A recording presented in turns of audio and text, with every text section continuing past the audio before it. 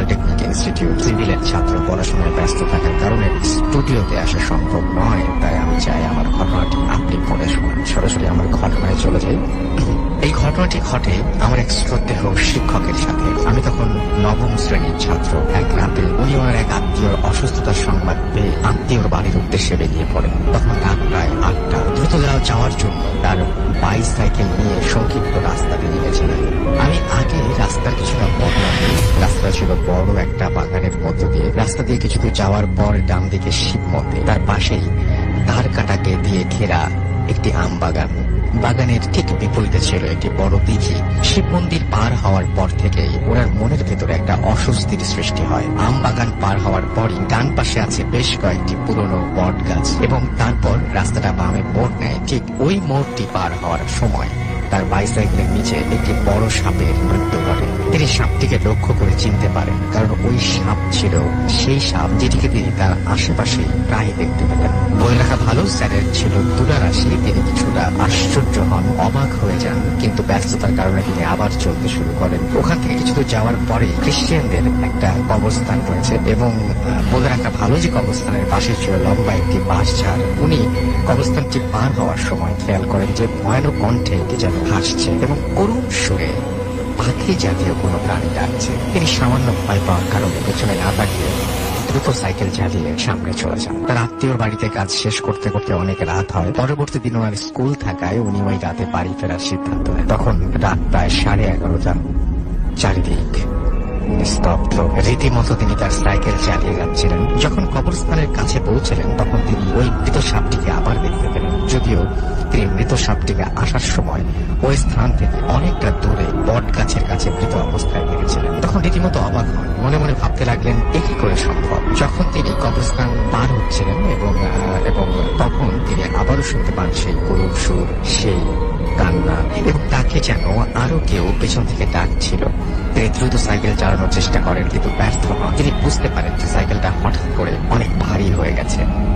তিনি ফিল করেন যে তার সাইকেলের পেছনে কেউ আছে। তিনি ভয় পেয়ে আরো জোরে সাইকেল চালাতে চেষ্টা করেন, কিন্তু বুঝতে পারলেন তার সাইকেল সেভাবে জোরে চলছে না। এভাবেই শিব মন্দিরের কাছাকাছি আসার পর ঝাঁকুনি দিয়ে সাইকেল সহ তিনি মাটিতে পড়ে যান। তখনই পেছনের দিকে তাকিয়ে দেখেন খুব উচ্চে বিভৎস কালো চেহারার লম্বা একজন তার কাটা ঘেরা নিয়ে পার হচ্ছে। বলে রাখা ভালো, তার ঘেরা সেই জায়গাটি 5-7 ফিট উঁচু ছিল।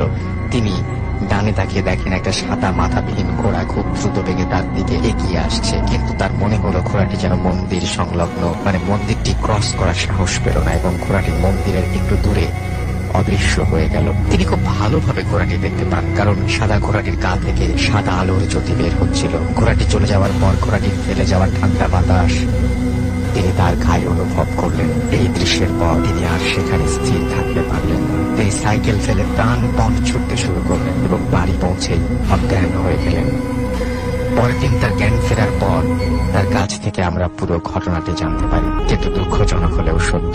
স্যার প্রায় 1 মাস জ্বরে ভোগার পর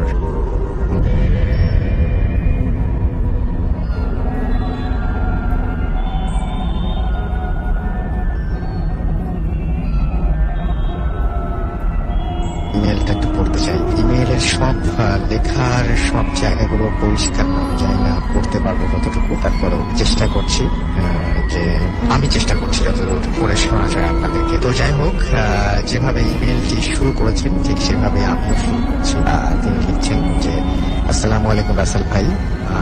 আচ্ছা, আমি এই ইমেলটার অনেকটা শব্দই এখানে দেখতে পাচ্ছি না, সুতরাং আমার মনে হয় যে এই ইমেলটা পড়াটা খুব একটা বুদ্ধিমানের কাজ হবে না, কারণ আপনাদের ডিস্টার্ব হতে পারে। আমি পরবর্তী ইমেলটায় যাই এবং এই ইমেলটা পরিষ্কার আছে। যাই হোক, আমি শোনাচ্ছি আপনাদেরকে ইমেলটা পড়ে, এবং আপনারা যদি ইমেল পাঠাতে চান তাহলে খুব সহজ একটা উপায় আছে। vodafm@radio40.fm হচ্ছে আমাদের অ্যাড্রেস। সেই অ্যাড্রেসে এসে আপনি শোনাতে পারবেন, লিখে পাঠাতে পারবেন। আচ্ছা, তো যাই হোক, আমি গ্রামের এক MM মেমোরিয়াল ডিগ্রি কলেজে ইন্টারমিডিয়েটের দ্বিতীয় বর্ষে পড়াশোনা করছি। হ্যালো রাসেল ভাই, আশা করি ভালো আছেন। আল্লাহর রহমতে আমিও ভালো আছি। আমি আগে কখনো আপনাদের কাছে ঘটনা পাঠাইনি, এই প্রথম। অনেকদিন ধরে ভাবছিলাম আপনাদের ঘটনা পাঠাবো, কিন্তু মনের মতো ঘটনা পাচ্ছিলাম না। অনেকদিন অনেক সাধনার পরে আমি আজ একটা ঘটনার সন্ধান পেলাম, ঘটনাটি পাঠাচ্ছি। 2008 ডিসেম্বর খুব ভোরেই বাবার কাছে ফোন আসে ফুপুর বাড়ি থেকে। ফুপুর মেজো মেয়ের বিয়ে কোনো সঙ্গত কারণে আনুষ্ঠানিক যাত্রা ছাড়াই ফ্যামিলি থেকে একজনকে যেতে হবেই এবং আজই। বাবা দায়িত্বটা আমাকেই দিলেন, কিন্তু আমি ঠিক মতো চিনি না। ক্লাস 5-এ থাকতে গিয়েছিলাম, 8 বছর আগের কথা। সকাল 10টায় রওনা হলাম এবং 4 ঘন্টা ট্রেন জার্নির পরে মহিতপুর স্টেশনে পৌঁছালাম। সেখান থেকে একটা ভ্যান ভাড়া করে সোজা জামিল পাড়া যে বাজারে, এবং সেখানে গেলাম। আমার ফুফাতো ভাই নাই, তাই অন্য একটা ছেলেকে পাঠিয়েছে আমাকে রিসিভ করার জন্য। ছেলেটি আমাকে দেখেই চিনতে পারলো। ছেলেটিকে সঙ্গে নিয়ে একটা চায়ের দোকানে বসলাম। দুজনে চায়ের চুমুক দিচ্ছি। এমন সময় হঠাৎ একটা ছেঁড়া প্যান্ট, খালি গা, চুল গোফের মতন একটা, দেখে মনে হবে যে পাগল, এরকম কেউ একজন আমাকে হাত দিয়ে ইশারা করে দেখাচ্ছে একটা রুটি কিনতে যাচ্ছে সে, এবং বলছে কিনে দিতে। আমি একটা রুটি কিনে দিলাম। এটা কে অবশ্য বাজার বললেও ভুল হবে, 5-7টা দোকান মাত্র, আশেপাশে 2 কিলোর মধ্যে কোনো বাড়ি ঘর নেই। যদিও বাজারের পাশে রেল লাইন, তবুও অন্ধকারাচ্ছন্ন অজপাড়া গ্রাম বললে এটাকে ভুল হবে না। ছেলেটাকে সঙ্গে নিয়ে রওনা দিলাম ফুপুর বাড়ির দিকে। মাঝখানে একটা হাঁটু পানির বিল পাড়ি দিতে হলো। অবশেষে সন্ধ্যায় পৌঁছালাম বাড়িতে। ফুপুদের বাড়ির সাথে আরো 2টো বাড়ি আছে, আশেপাশে কোনো বাড়ি নেই। চারিদিক জনমানব শূন্য। বিদ্যুৎ তো দূরের কথা, হ্যারিকেনের তেলটুকু কিনতে গেলে 1 কিলো হেঁটে জামবিল পাড়া বাজার যেতে হয়। সন্ধ্যার পরেই ঘন কুয়াশায় আচ্ছন্ন আবরণ পড়ে যায় পুরো এলাকায়। কনকনে শীত। রাতের খাবারের পর বাইরে বের হলাম। একা খুব খারাপ লাগছিল, মাথায় সামান্য যন্ত্রণা হচ্ছিল। একদিকে আরো শীতের দিন, রাত মাত্র 9টা, অথচ কোথাও বিন্দুমাত্র আলোটুকু পর্যন্ত নেই। উজ্জ্বল চাঁদ, চাঁদের আলোয় সবকিছুই স্পষ্ট দেখা যাচ্ছে। না, একটু হেঁটে আসা যাক, বাজারে গেলে হয়তো চাটা পাওয়া যাবে। এবং মাফলারটা পরে আমি হাঁটতে শুরু করলাম। 10 মিনিটের মতো হাঁটলাম। পানি থেকে বীর পার হলাম। বীর পার হওয়ার পরে পরিবেশটা কেমন যেন বদলে গেল। মাথার ভেতর যন্ত্রণা হচ্ছে। অবাক কাণ্ড, বাজারের সব দোকান বন্ধ। রেল লাইনের সাথে চায়ের দোকানের বেঞ্চে এসে বসলাম। শুধু রেল লাইনের ল্যাম্প পোস্ট ছাড়া আর কোনো আলো নেই। চারিদিকে আবছা অন্ধকার, কেমন গা ছমছম করে উঠলো, ভয় ভয় করতে লাগলো। হঠাৎ গা শিউরে উঠলো। সেই লাল আলোয় স্পষ্ট দেখতে পাচ্ছি একটা মেয়ে রেল লাইনে শুয়ে আছে। মনে হচ্ছে ট্রেনও আসছে। চোখের সামনে সুইসাইড হচ্ছে। আমি উঠে দাঁড়াতে পারছি না, কেমন যেন শুদ্ধ অবশ হয়ে যাচ্ছে। আমার প্রচন্ড ভয় হচ্ছে, তবু উঠে দাঁড়ালাম। চিৎকার করতে করতে দৌড়াচ্ছি মেয়েটার দিকে। কাছে যেতে না যেতেই আলোর বেগে ট্রেন এসে দেহটাকে ছিন্ন ভিন্ন করে দিল। বুকে সাহস নিয়ে এগোতে লাগলাম লাশটার দিকে, কিন্তু ছিন্ন ভিন্ন দেহ তো দূরের কথা, এক ফোঁটা রক্ত পর্যন্ত নেই। চোখের সামনে যা দেখলাম অবিশ্বাস্য। তবু আশেপাশে খুঁজতে লাগলাম, হয়তো কেটে পড়েছে কোথাও এবং ছড়িয়ে পড়েছে হয়তো। আবারও চায়ের দোকানে এসে বসলাম। আশেপাশে ঝোপঝাড় থেকে ভেসে আসছে গোহানির আওয়াজ। আস্তে আস্তে সেই শব্দ তীব্রতর হচ্ছে। হঠাৎ 4-5টা কুকুর এসে ঘিরে ধরলো আমাকে। এগুলো ঠিক কুকুর না, কুকুরের মতো এক অদ্ভুত প্রাণী। চোখ দুটো টকটকে লাল, আগুনের গোলার মতো চলছে। আর বোঝার বাকি রইল না কি ঘটতে যাচ্ছে। প্রাণপণে চিৎকার করার চেষ্টা করছি, কিন্তু গলা দিয়ে স্বর বেরোচ্ছে না। আমার মাথা ঠিক কাজ করছে না, কি করব, এবং ব্রেনের প্রতিটি সেলে ভয় ঢুকে গেছে। নার্ভগুলো উত্তেজিত, শরীর ঘেমে কাদামাটা, হাঁটুর কাঁপুনি, শরীর আরো দুর্বল হতে লাগলো। প্রচন্ড পানিক বাসায় বুক চিরে যাচ্ছে। ঠিক তখনই ওই সেই খালি গায়ে ছেঁড়া প্যান্টের পাগল কুকুরগুলোকে আমরা তাড়িয়ে দিল। আমার দেহ যেন প্রাণ ফিরে আসছিল। মাথা ফেরাতেই পাগলটাকে দেখতে পেলাম। দ্রুত হাঁটতে লাগলাম বাড়ির দিকে। ভিড়ের কাছে কি যেন একটা দেখা যাচ্ছে। কাছে গিয়ে দেখতে পেলাম লম্বা চওড়া ধপধপে সাদা পাঞ্জাবি পরা, পাগড়ি পরা 3-4টা চেহারা একবারে স্পষ্ট আমার পাশে দাঁড়িয়ে, এবং তার সাথে একটা খাটিয়া। এই নিথর পাথরের মধ্যে লোকগুলোকে পেয়ে একটু সাহস পেলাম। কাছে যেতেই বললো, ভাই একটু সাহায্য করেন, আমাদের মধ্যে একজন চলে গেছে, লাশটা আমরা নিয়ে যেতে পারছি না, আপনি একটু এগিয়ে দিলে ভালো হয়। আমি বললাম, অবশ্যই, ধরুন। 4 জনে মিলে খাটিয়াটা কাঁধে তুললাম। বিকট পচা মাংসের গন্ধ আসছে খাটিয়ার ভেতর থেকে। এতটাই ভারী মনে হচ্ছে যেন কিন্তু মোটা মানুষ খাটিয়ার ভেতরে। আমি বললাম, ভাই কোথায় আনলেন? কোনো উত্তর আসলো না। আবারও বললাম, কিভাবে মারা গেছে? আবারও কোনো কথা বললো না। আমি শুধু মানুষগুলোর মুখ দেখার চেষ্টা করছি, কিন্তু দেখা যাচ্ছে না। অস্পষ্ট চোখ খোলা, যেন চোখ খোলা। ফুপুর বাড়ির কাছে এসে প্রায় সামনে ছোটটা পার হলেই বাড়ি দেখা যাবে। রাস্তায় উঠলাম, কিন্তু এর বিপরীতে রাস্তা ধরে তারা চলতে লাগলো। আমি বললাম, দাঁড়ান, আমার রাস্তা এদিক দিয়ে, আমি যেতে পারবো না। আর তাছাড়া আমি এখানকার রাস্তাঘাট চিনিও না। সামনে থেকে একজন কর্কশ গলায় বলল, আর একটু সামনে আসেন। যেতে লাগলাম তাদের সাথে, কিন্তু আরেকটু যেতে কতটা এসেছি নিজেও টের পেলাম না। রাস্তার কোনো এক ধারে তারা দাঁড়ালো এবং বললো, দাঁড়ান, আমরা আসছি। তারা চলে গেল পাশে বড় একটা ঝোপের দিকে এবং ওইখানে অন্ধকার ছন্ন ইটের ঘর দেখা যাচ্ছে। এটাকে ঘর বললেও ভুল হবে, উঁচু মাটির স্তূপ, একটা অন্ধকারে ঘেরা। আমি দাঁড়িয়ে রইলাম খাটিয়ার পাশে, পচা লাশের গন্ধটা তীব্রভাবে বের হচ্ছে। বাজারের সেই পাগলটা, তাকে দেখেই আমি ছিটকে পড়লাম। কর্কশ কণ্ঠে বলল, যদি বাঁচতে চাস তাড়াতাড়ি এখান থেকে ভাগ। কোনো মতে ঝোপটা সামলে নিয়ে প্রাণপণ দৌড়াতে লাগলাম। দৌড়ানোর এক পর্যায়ে একটা গাছের শিকড়ের সাথে হোঁচট খেয়ে পড়ে গেলাম। তারপর থেকে আর কিছু বলিনি। সকাল 10টায় ঘুম ভাঙার পর দেখি আমাকে ঘিরে অনেক লোকজন দাঁড়িয়ে আছে, সবাই ফ্যাল ফ্যাল করে তাকিয়ে আছে আমার দিকে।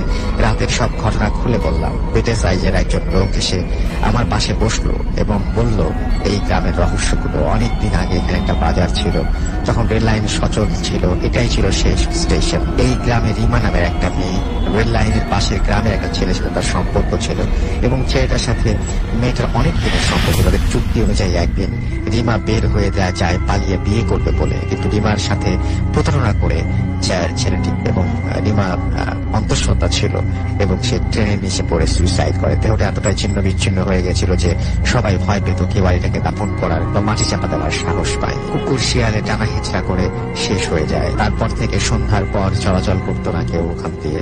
একটা মেয়েকে ঘোরাঘুরি করতে দেখতো তারা। তারপর রাতে অনেকে খাটিয়ায় করে লাশ আনতে দেখতো।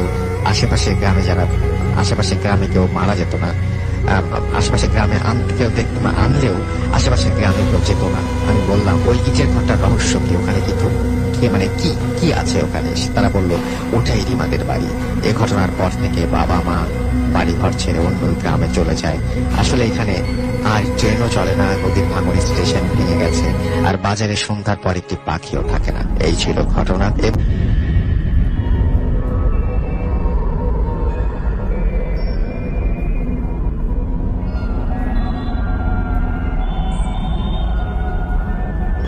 আমি যে ঘটনাটা শেয়ার করতে চাচ্ছি, এটা আজ থেকে 34 বছর আগে ঘটে যাওয়া একটা ঘটনাটা ঘটেছিল বাগেরহাট জেলার ফকিরহাট থানার একটা প্রত্যন্ত গ্রামে। আচ্ছা, তো ঘটনার শুরুতে I would like to give thanks to Suna Kabir Priya because of her inspiration I share this incident to you, and also thanks to my friend Rafik Molla for coming with me. তো চলে যাচ্ছে আমি সরাসরি ঘটনাতে। আমার নানারা হলেন দুই ভাই। তো যিনি বড় তিনি হলেন আমার নানা এবং তার ছোট ভাই যাকে নিয়ে ঘটনাটা ঘটছে। তো কোনো একটা অকেশনে আমার নানা শ্বশুর বাড়ি থেকে তাকে ইনভাইট করা হয় এবং নানুকে সঙ্গে করে নিয়ে তার শ্বশুর বাড়িতে বেড়াতে যায়। তো যেদিন বেড়াতে যায় তার পরের দিন সকালবেলা প্রকৃতিটাকে সাড়া দিতে সে রাস্তার অপোজিটে একটা গাছ, ওই গাছের নিচে বসে। তো ওই জায়গাটা ছিল একটা পবিত্র জায়গা, যেটাকে গ্রামের সর্বসাধারণ সবাই গাজীকালু থান নামে জানে এবং প্রতি বছর একটা নির্দিষ্ট সময়ে এলাকার মানুষের উদ্যোগে ওইখানে সিন্নি বিতরণ করা হয়। আচ্ছা। তো যখন আমার নানা ওইখানে প্রকৃতিটাকে সাড়া দেওয়ার জন্য বসছিল, তখন তার শাশুড়িটা দেখতে পায় এবং পরবর্তীতে আমার নানুকে ডেকে বলে যে আমি তো জামাইকে ওইখানে বসতে দেখলাম, সে তো জায়গাটা অপবিত্র করে ফেলছে, তো তুমি তাকে বলো যে এর জন্য অনুতপ্ত হতে এবং ক্ষমা প্রার্থনা করতে, এবং পরবর্তী যাতে এই ধরনের ঘটনা শেয়ার না করে তাকে একটু সতর্ক করে দেয়। যথারীতি নানাকে ডেকে এটা বলে যে তুমি কি ওই জায়গাটাতে বসছিলা, তো ওইটা তো একটা পবিত্র জায়গা, তুমি হয়তো জানতা না, তো এটার জন্য তুমি অনুতপ্ত হও এবং পরবর্তীতে এই ধরনের ঘটনার যাতে পুনরাবৃত্তি না হয় সেদিকে খেয়াল রেখো। তো এটা বলার পর নানা এক প্রকার এবং জেদি প্রকৃতির লোক ছিল, সেই ধরনের কথা বিশ্বাস করতে তেমন পাত্তা দিলাম না। ঘটনাটা খুব চমৎকার। ঘটনার মূল ঘটনা শুরু হবে এখন। জি। তো তখন নানা যেটা করলো, যে সে যেটা করলো, আমি এখন তো এটা করলামই এবং পরবর্তীতে যে কয়টা দিন আমি তোমাদের বাড়িতে থাকবো আমি এটা করবো, দেখি আমি দেখতে চাই যে কি হয়। তো এরপর হচ্ছে আরো 4 দিন ছিল এবং সে একই ঘটনা পুনরাবৃত্তি করলো। পরবর্তীতে সে যখন বাড়িতে চলে আসলো এবং ওই পরের দিন রাতে যাত্রাপালা শোনার জন্য তাদের যে গ্রাম, তাই গ্রাম থেকে কয়েকটা গ্রাম পরে সে যাত্রাপালা শুনতে যায়। ওইখান থেকে যখন ফেরে তখন রাত প্রায় 2:30 কি 3টা। এই সময়টাতে আমবাগান নামে একটা জায়গা আছে, যেটা খুব হন্টেড একটা প্লেস। ওই আমবাগানে একটা বর্ণনা না দিলেই নয় যে আমবাগান এবং তার পাশ দিয়ে একটা সরু রাস্তা চলে গেছে, তার পাশে একটা ফাঁকা বিল।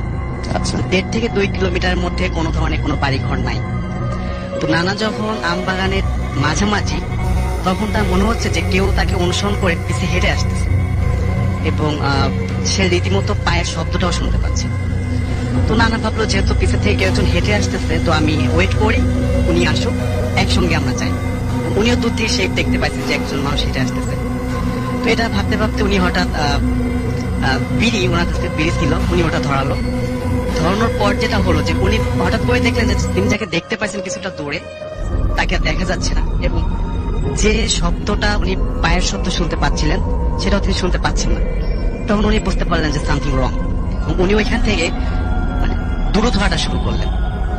যখনই দ্রুত হাঁটতে শুরু করছেন তখন মনে হচ্ছে যে ওই শব্দটা তার আরো কাছে চলে আসতেছে, এবং এক পর্যায়ে সে রীতিমতো দৌড়াতে শুরু করছে। যখন দৌড়াতে শুরু করছে তখন মনে হচ্ছে যে পিছের থেকে ঝড়, প্রচন্ড ঝড় শুরু হলো এবং তার দিকে ধেয়ে আসতেছে ঝড়টা। উনি একবার পিছে ফিরে দেখে যে শাড়ি পরা একজন বয়স্ক মহিলা, যার ফেসটা বোঝা যাচ্ছে অস্পষ্ট ভাবে, উনি ওনার দিকে তাকায় খুব উচ্চস্বরে হাসতেছে, এবং মনে হচ্ছে যে সে ভেসে ভেসে নানাকে ধরার চেষ্টা করতেছে। উনি এটা ঘটার পর উনি দৌড়ায় চলে যায়। কিছুটা দূর যাওয়ার পর দেখে যে একটা আলো জ্বলতেছে একটা বাড়িতে। ওই বাড়িতে যে অনেক জোর চিৎকার করে অজ্ঞান হয়ে যায়। পরবর্তীতে যখন সেন্স আসে তাদের এই ঘটনাটা খুলে বলে, এবং ওই রাতে সে ওইখানে অবস্থান করে। পরের দিন সকালবেলা নানাকে তারা যে পৌঁছায় দিয়ে আসে বাড়িতে, তার বাড়িতে পৌঁছায় দিয়ে আসে। এরপর উনি অসুস্থ হয়ে পড়ে, জ্বর হয়। 3-4 দিন পর যখন উনি সুস্থ হলো তখন ভাবতেছে যে অনেকদিন তো আমার খেতে যাওয়া হয় না, পরিচর্যা করা হয় না। উনি একটা সবজি ক্ষেত ছিল ওনাদের বাড়ির পর হচ্ছে একটা বেত বাগান, বেত বাগানের পর হচ্ছে ওনার সবজি ক্ষেতটা। আচ্ছা। তো উনি 9:30 কি 10টার দিকে ওনার সবজি খেতে যায় পরিচর্যা করার উদ্দেশ্যে। উনি যখন গেছে তখন সবকিছুই ঠিকঠাক স্বাভাবিক ছিল। কিছুটা সময় পর উনি দেখতে পাইলো যে ওনার সামনে থেকে একজন মহিলা শাড়ি পরা, সাদা শাড়ি পরা, ক্রস করে পিছের দিকে চলে গেল এবং তার বোমটা টানা ছিল। তো নানা মানে কয়েকবার ওনাকে পিছে ফিরে তাকে দেখার চেষ্টা করছে যে মহিলাটা পরিচিত কিনা। ওনার কাছে অপরিচিত মনে হয়েছে মহিলাটাকে। তো এরপর কিছুটা সময় পর আবার যখন উনি পিছে ফিরছে তখন দেখে যে ওই মহিলাটা ওনার সবজি ক্ষেতের মধ্যে এসে পুরো সবজি ক্ষেতটা পায়ে মারাচ্ছে। বিষয়টা এরকম যে উনি সবজি ক্ষেতটা নষ্ট করার চেষ্টা করতেছে। তখন নানা খুব রাগান্বিত হয়ে যায় এবং মানে খুব শাউট করে যে আপনি কেন এটা করতেছেন, আপনি দেখতে পাচ্ছেন না যে আমার সবজি ক্ষেতটা নষ্ট হয়ে যাচ্ছে, আপনি এইভাবে পারছেন কেন? তখন ওই মহিলা কোনো মানে কর্ণপাতই করে না, সে তার মতো করে পুরো সবজি ক্ষেতের মধ্যে পাইচারি করতেছে। এটা ঘটার পর নানা ওইখান থেকে উঠে চলে আসে এবং ওনাকে মানে ধমক দেওয়ার উদ্দেশ্যে খুব কাছে যখন আসে তখন ওই মহিলাটা খুব ভয়ঙ্কর ভাবে হেসে ওঠে। এটাতে উনি প্রচন্ড ভয় পায়। যখন ওনার মাথা থেকে গোমটাটা তুলে নেয় তখন যে বিভৎস চেহারা, এটা ওনার মনে এতটাই দাগ কাটে যে উনি ওইখানেই সেন্সলেস হয়ে যায়। আচ্ছা। তো সকাল গড়ায় বিকাল হয়ে গেছে, সন্ধ্যা হয়ে যাচ্ছে, কিন্তু নানা আর বাড়িতে ফিরে আসে না। তখন বাড়িতেও কোনো পুরুষ লোক ছিল না এবং নানু খুব পদ্মাশীল একটা মহিলা ছিল, সে যে যাবে দেখতে এই অনুমতিটাও তার ছিল না। যখন সন্ধ্যার দিকে বড় নানা বাড়িতে ফিরে আসছে তখন বলতেছে যে দাদা আমি তো আপনার ছোট ভাই সে সকালে চলে গেছে, তো এখন সন্ধ্যা হয়ে গেল, এখন তো আসে নাই, আপনি কি একটু দেখবেন? তো নানা যাই দেখতে, যে দেখে যে নানা ওইখানে ছোট নানা উনি অজ্ঞান হয়ে পড়ে আছে, ওনার নাক থেকে রক্ত বের হচ্ছে। একজন কুস্তি লড়ার পর যে শব্দটা বের হয় ওরকম একটা শব্দ করতেছে। পরবর্তীতে ওনাকে ওইখান থেকে ক্ষেত থেকে বাড়িতে নিয়ে আসা হয় এবং হুজুর ডেকে ওনাকে করা হয়, সেবা দেওয়ার চেষ্টা করা হয় এবং উনি স্বাভাবিক হওয়ার পর এই ঘটনাটা শেয়ার করে যে আমি এটা দেখছি। ওই দিন রাত থেকে সে একটা অদ্ভুত স্বপ্ন দেখতে শুরু করে। সেটা হলো যে দুজন লোক, গাজী এবং কালু, বলছে যে আমি গাজী এবং আমার ভাই কালু, তুমি আমাদের পবিত্র জায়গাটা অপবিত্র করছো, তো এর জন্য শাস্তি স্বরূপ তোমার 12 দিনের জন্য গাজীর গীত গাইতে যাইতে হবে। তো আমি একটু এক্সপ্লেন করি। গাজী 12 দিনের জন্য ফার্স্ট টাইম। তো এই এক্সপ্লেন করি। গাজীর গীত হলো আপনার গাজী এবং কালু এই যে পীর, সর্বসাধারণ তাদের পীর নামে জানে, কিন্তু প্রকৃতপক্ষে এনারা হচ্ছে জিনের বংশধর, মানুষ রূপে মানব সেবায় নিজেদের নিয়োজিত করতে। যার কারণে সর্বসাধারণ তাদের পীর নামে চিনে থাকে। তো বলছে যে তুমি আমাদের জায়গাটা অপবিত্র করছো, সুতরাং শাস্তি স্বরূপ তোমার 12 দিনের জন্য যেতে হবে স্বপ্নের মধ্যে। এবং বলা হচ্ছে ঘটনা শুরু হলো কেবল। হ্যাঁ, এখান থেকে হচ্ছে ঘটনার শুরু। তো তখন নানা সকালবেলা ঘুম থেকে উঠে নানুকে বলছে যে আমি কিছু একটা স্বপ্ন দেখছি, আমি তোমাকে বলতে চাচ্ছি কিন্তু আমি ঠিক মনে করতে পারতেছি না যে আমি কি দেখছি। দ্বিতীয় দিনও ওই একই ধরনের স্বপ্ন। তো এখন বলা হচ্ছে যে তুমি এটাতে গুরুত্ব দিচ্ছ না, তোমার 12 দিনের জন্য না, তোমার 12 মাসের জন্য যেতে হবে। আচ্ছা, সেকেন্ড টাইম, সেকেন্ড নাইট সে স্বপ্নে এটা দেখছে। তো যথারীতি ওটাও পরের দিন নানা মনে করে যে বলবে নানুকে, সেটা সে বলতে পারছিল না। তৃতীয় দিন একই রকম স্বপ্ন দেখলো, কিন্তু আজ বললো যে তুমি কোনো গুরুত্ব দিচ্ছ না, আমাদের বারবারই হেয় প্রতিপন্ন করতেছ, তোমার শাস্তি স্বরূপ এখন 12 বছরের জন্য যেতে হবে আচ্ছা। গাজীর গীত গাওয়ার জন্য কোন একটা দলের সাথে অন্তর্ভুক্ত হয়ে পুরো দেশব্যাপী এই গাজীর গীতটা তার গাইতে হবে। তো ওই দিন নানা রিয়েক্ট করে ফেলছে যে স্বপ্নের মধ্যেই, যে আমি কি ফকিরনি, আমি এখন গাজীর গীত গাইতে যাব, আমার কি বাবার কোনো ধন সম্পদ নাই, আমি কেন এটা করতে যাবো, আমি এটা পারবো না। তো সকালবেলা হচ্ছে নানার এটা মনে ছিল, এবং ওই দিন আমার যে বড় নানা, আমার নানু, আমার নিজের যে নানু এবং ছোট নানুর সামনে এই ঘটনাটা বলছে যে আমি তো দাদা এই স্বপ্নটাই 3 দিন যাবত দেখতেছি, তো গতকাল তো আমি স্বপ্নের মধ্যে এটা বলে ফেলছি। তো বড় নানাও এটা পাত্তা দেয়নি এবং হেসে উড়ে আসছে যে তুমি কি অদ্ভুত স্বপ্ন দেখা শুরু করলো, এটা কোনো স্বপ্ন হলো। তো এরপর যেটা হলো যে তার 3-4 দিন পর থেকে নানা মিসবিহেভ শুরু করলো নানুর সঙ্গে, সবার সঙ্গে। সে কি জানি একটা চুপচাপ আনমনা ভাব থাকে, কার সঙ্গে খুব একটা কথা বলে না, ঠিকঠাক মতো খাওয়া দাওয়া করে না, ব্যাপারটা অসহ্যর পর্যায়ে চলে যাচ্ছিল। তো যেটা হলো যে এর আরো 2-1 দিন পর হঠাৎ করে নানা নিরুদ্দেশ, তাকে আর কোথাও খুঁজে পাওয়া যাচ্ছে না। পুরো গ্রামবাসী এবং পরিচিত আত্মীয় স্বজন সবাই সাধ্যমতো সব জায়গাতে খোঁজাখুঁজি করলো, কিন্তু নানার কোনো ধরনের কোনো সন্ধান পাওয়া গেল না। এমতো অবস্থায় ওই গ্রামের একজন বৃদ্ধ লোক সে বলল আমার নানাকে যে শফির উদ্দিন, তুমি একটা কাজ করো, যশোর গাজীপুর নামে একটা জায়গা আছে, ওখানে একজন পীর আছে, তুমি ওই পীরের শরণাপন্ন হও, উনি হয়তো তোমাকে একটা প্রপারলি গাইডলাইন দিতে পারে। এবং এই কথা শোনার পর নানা, আমার ছোট নানু এবং গ্রাম্য প্রতিবেশী আরো 2 জন সেই যশোর পীর সাহেবের সঙ্গে দেখা করতে যায়। এখানে একটা মজার ব্যাপার হচ্ছে, যখনই নানু, নানা এবং ওই 2 জন প্রতিবেশী ওই পীর সাহেবের বাড়ির মধ্যে পা রাখছে, তখন ওই পীর সাহেব বলে উঠছে যে কি ফকির থেকে আঞ্জুমান আসতো, তোমার স্বামী হারিয়ে গেছে এই উদ্দেশ্যে। সবাই তো আশ্চর্য যে এটা কিভাবে সম্ভব, উনি কিভাবে এটা জানবে। তো ওই পীরে একটু বর্ণনা দিয়ে, উনি হচ্ছে মানে সমস্ত শরীরে প্রচন্ড রকম ঘা পাসরা, চুলকানি এত পরিমাণ যে দেখলে ঘৃণা লাগে। তো যাই হোক, উনি হচ্ছে কারোর সঙ্গে নিজের ফেসটা দেখাতো না, ফেসটা কি পায়ের মধ্যে মানে হাঁটুর মধ্যে মাথাটা ঢুকায় কথা বলতো।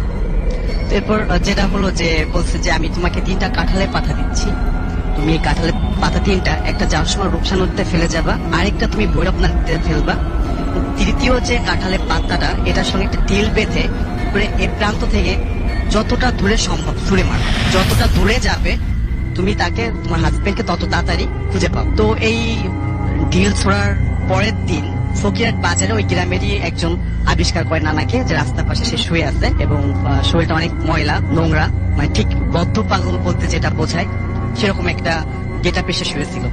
তো এখান থেকে তাকে নিয়ে আসা হয় বাড়িতে, এবং বাড়িতে নিয়ে আসার পর ওনাকে জিজ্ঞাসা করা হয় যে কেন তুমি কোথায় গেছিলা, তুমি আমরা খুঁজে পাচ্ছিলাম না কেন।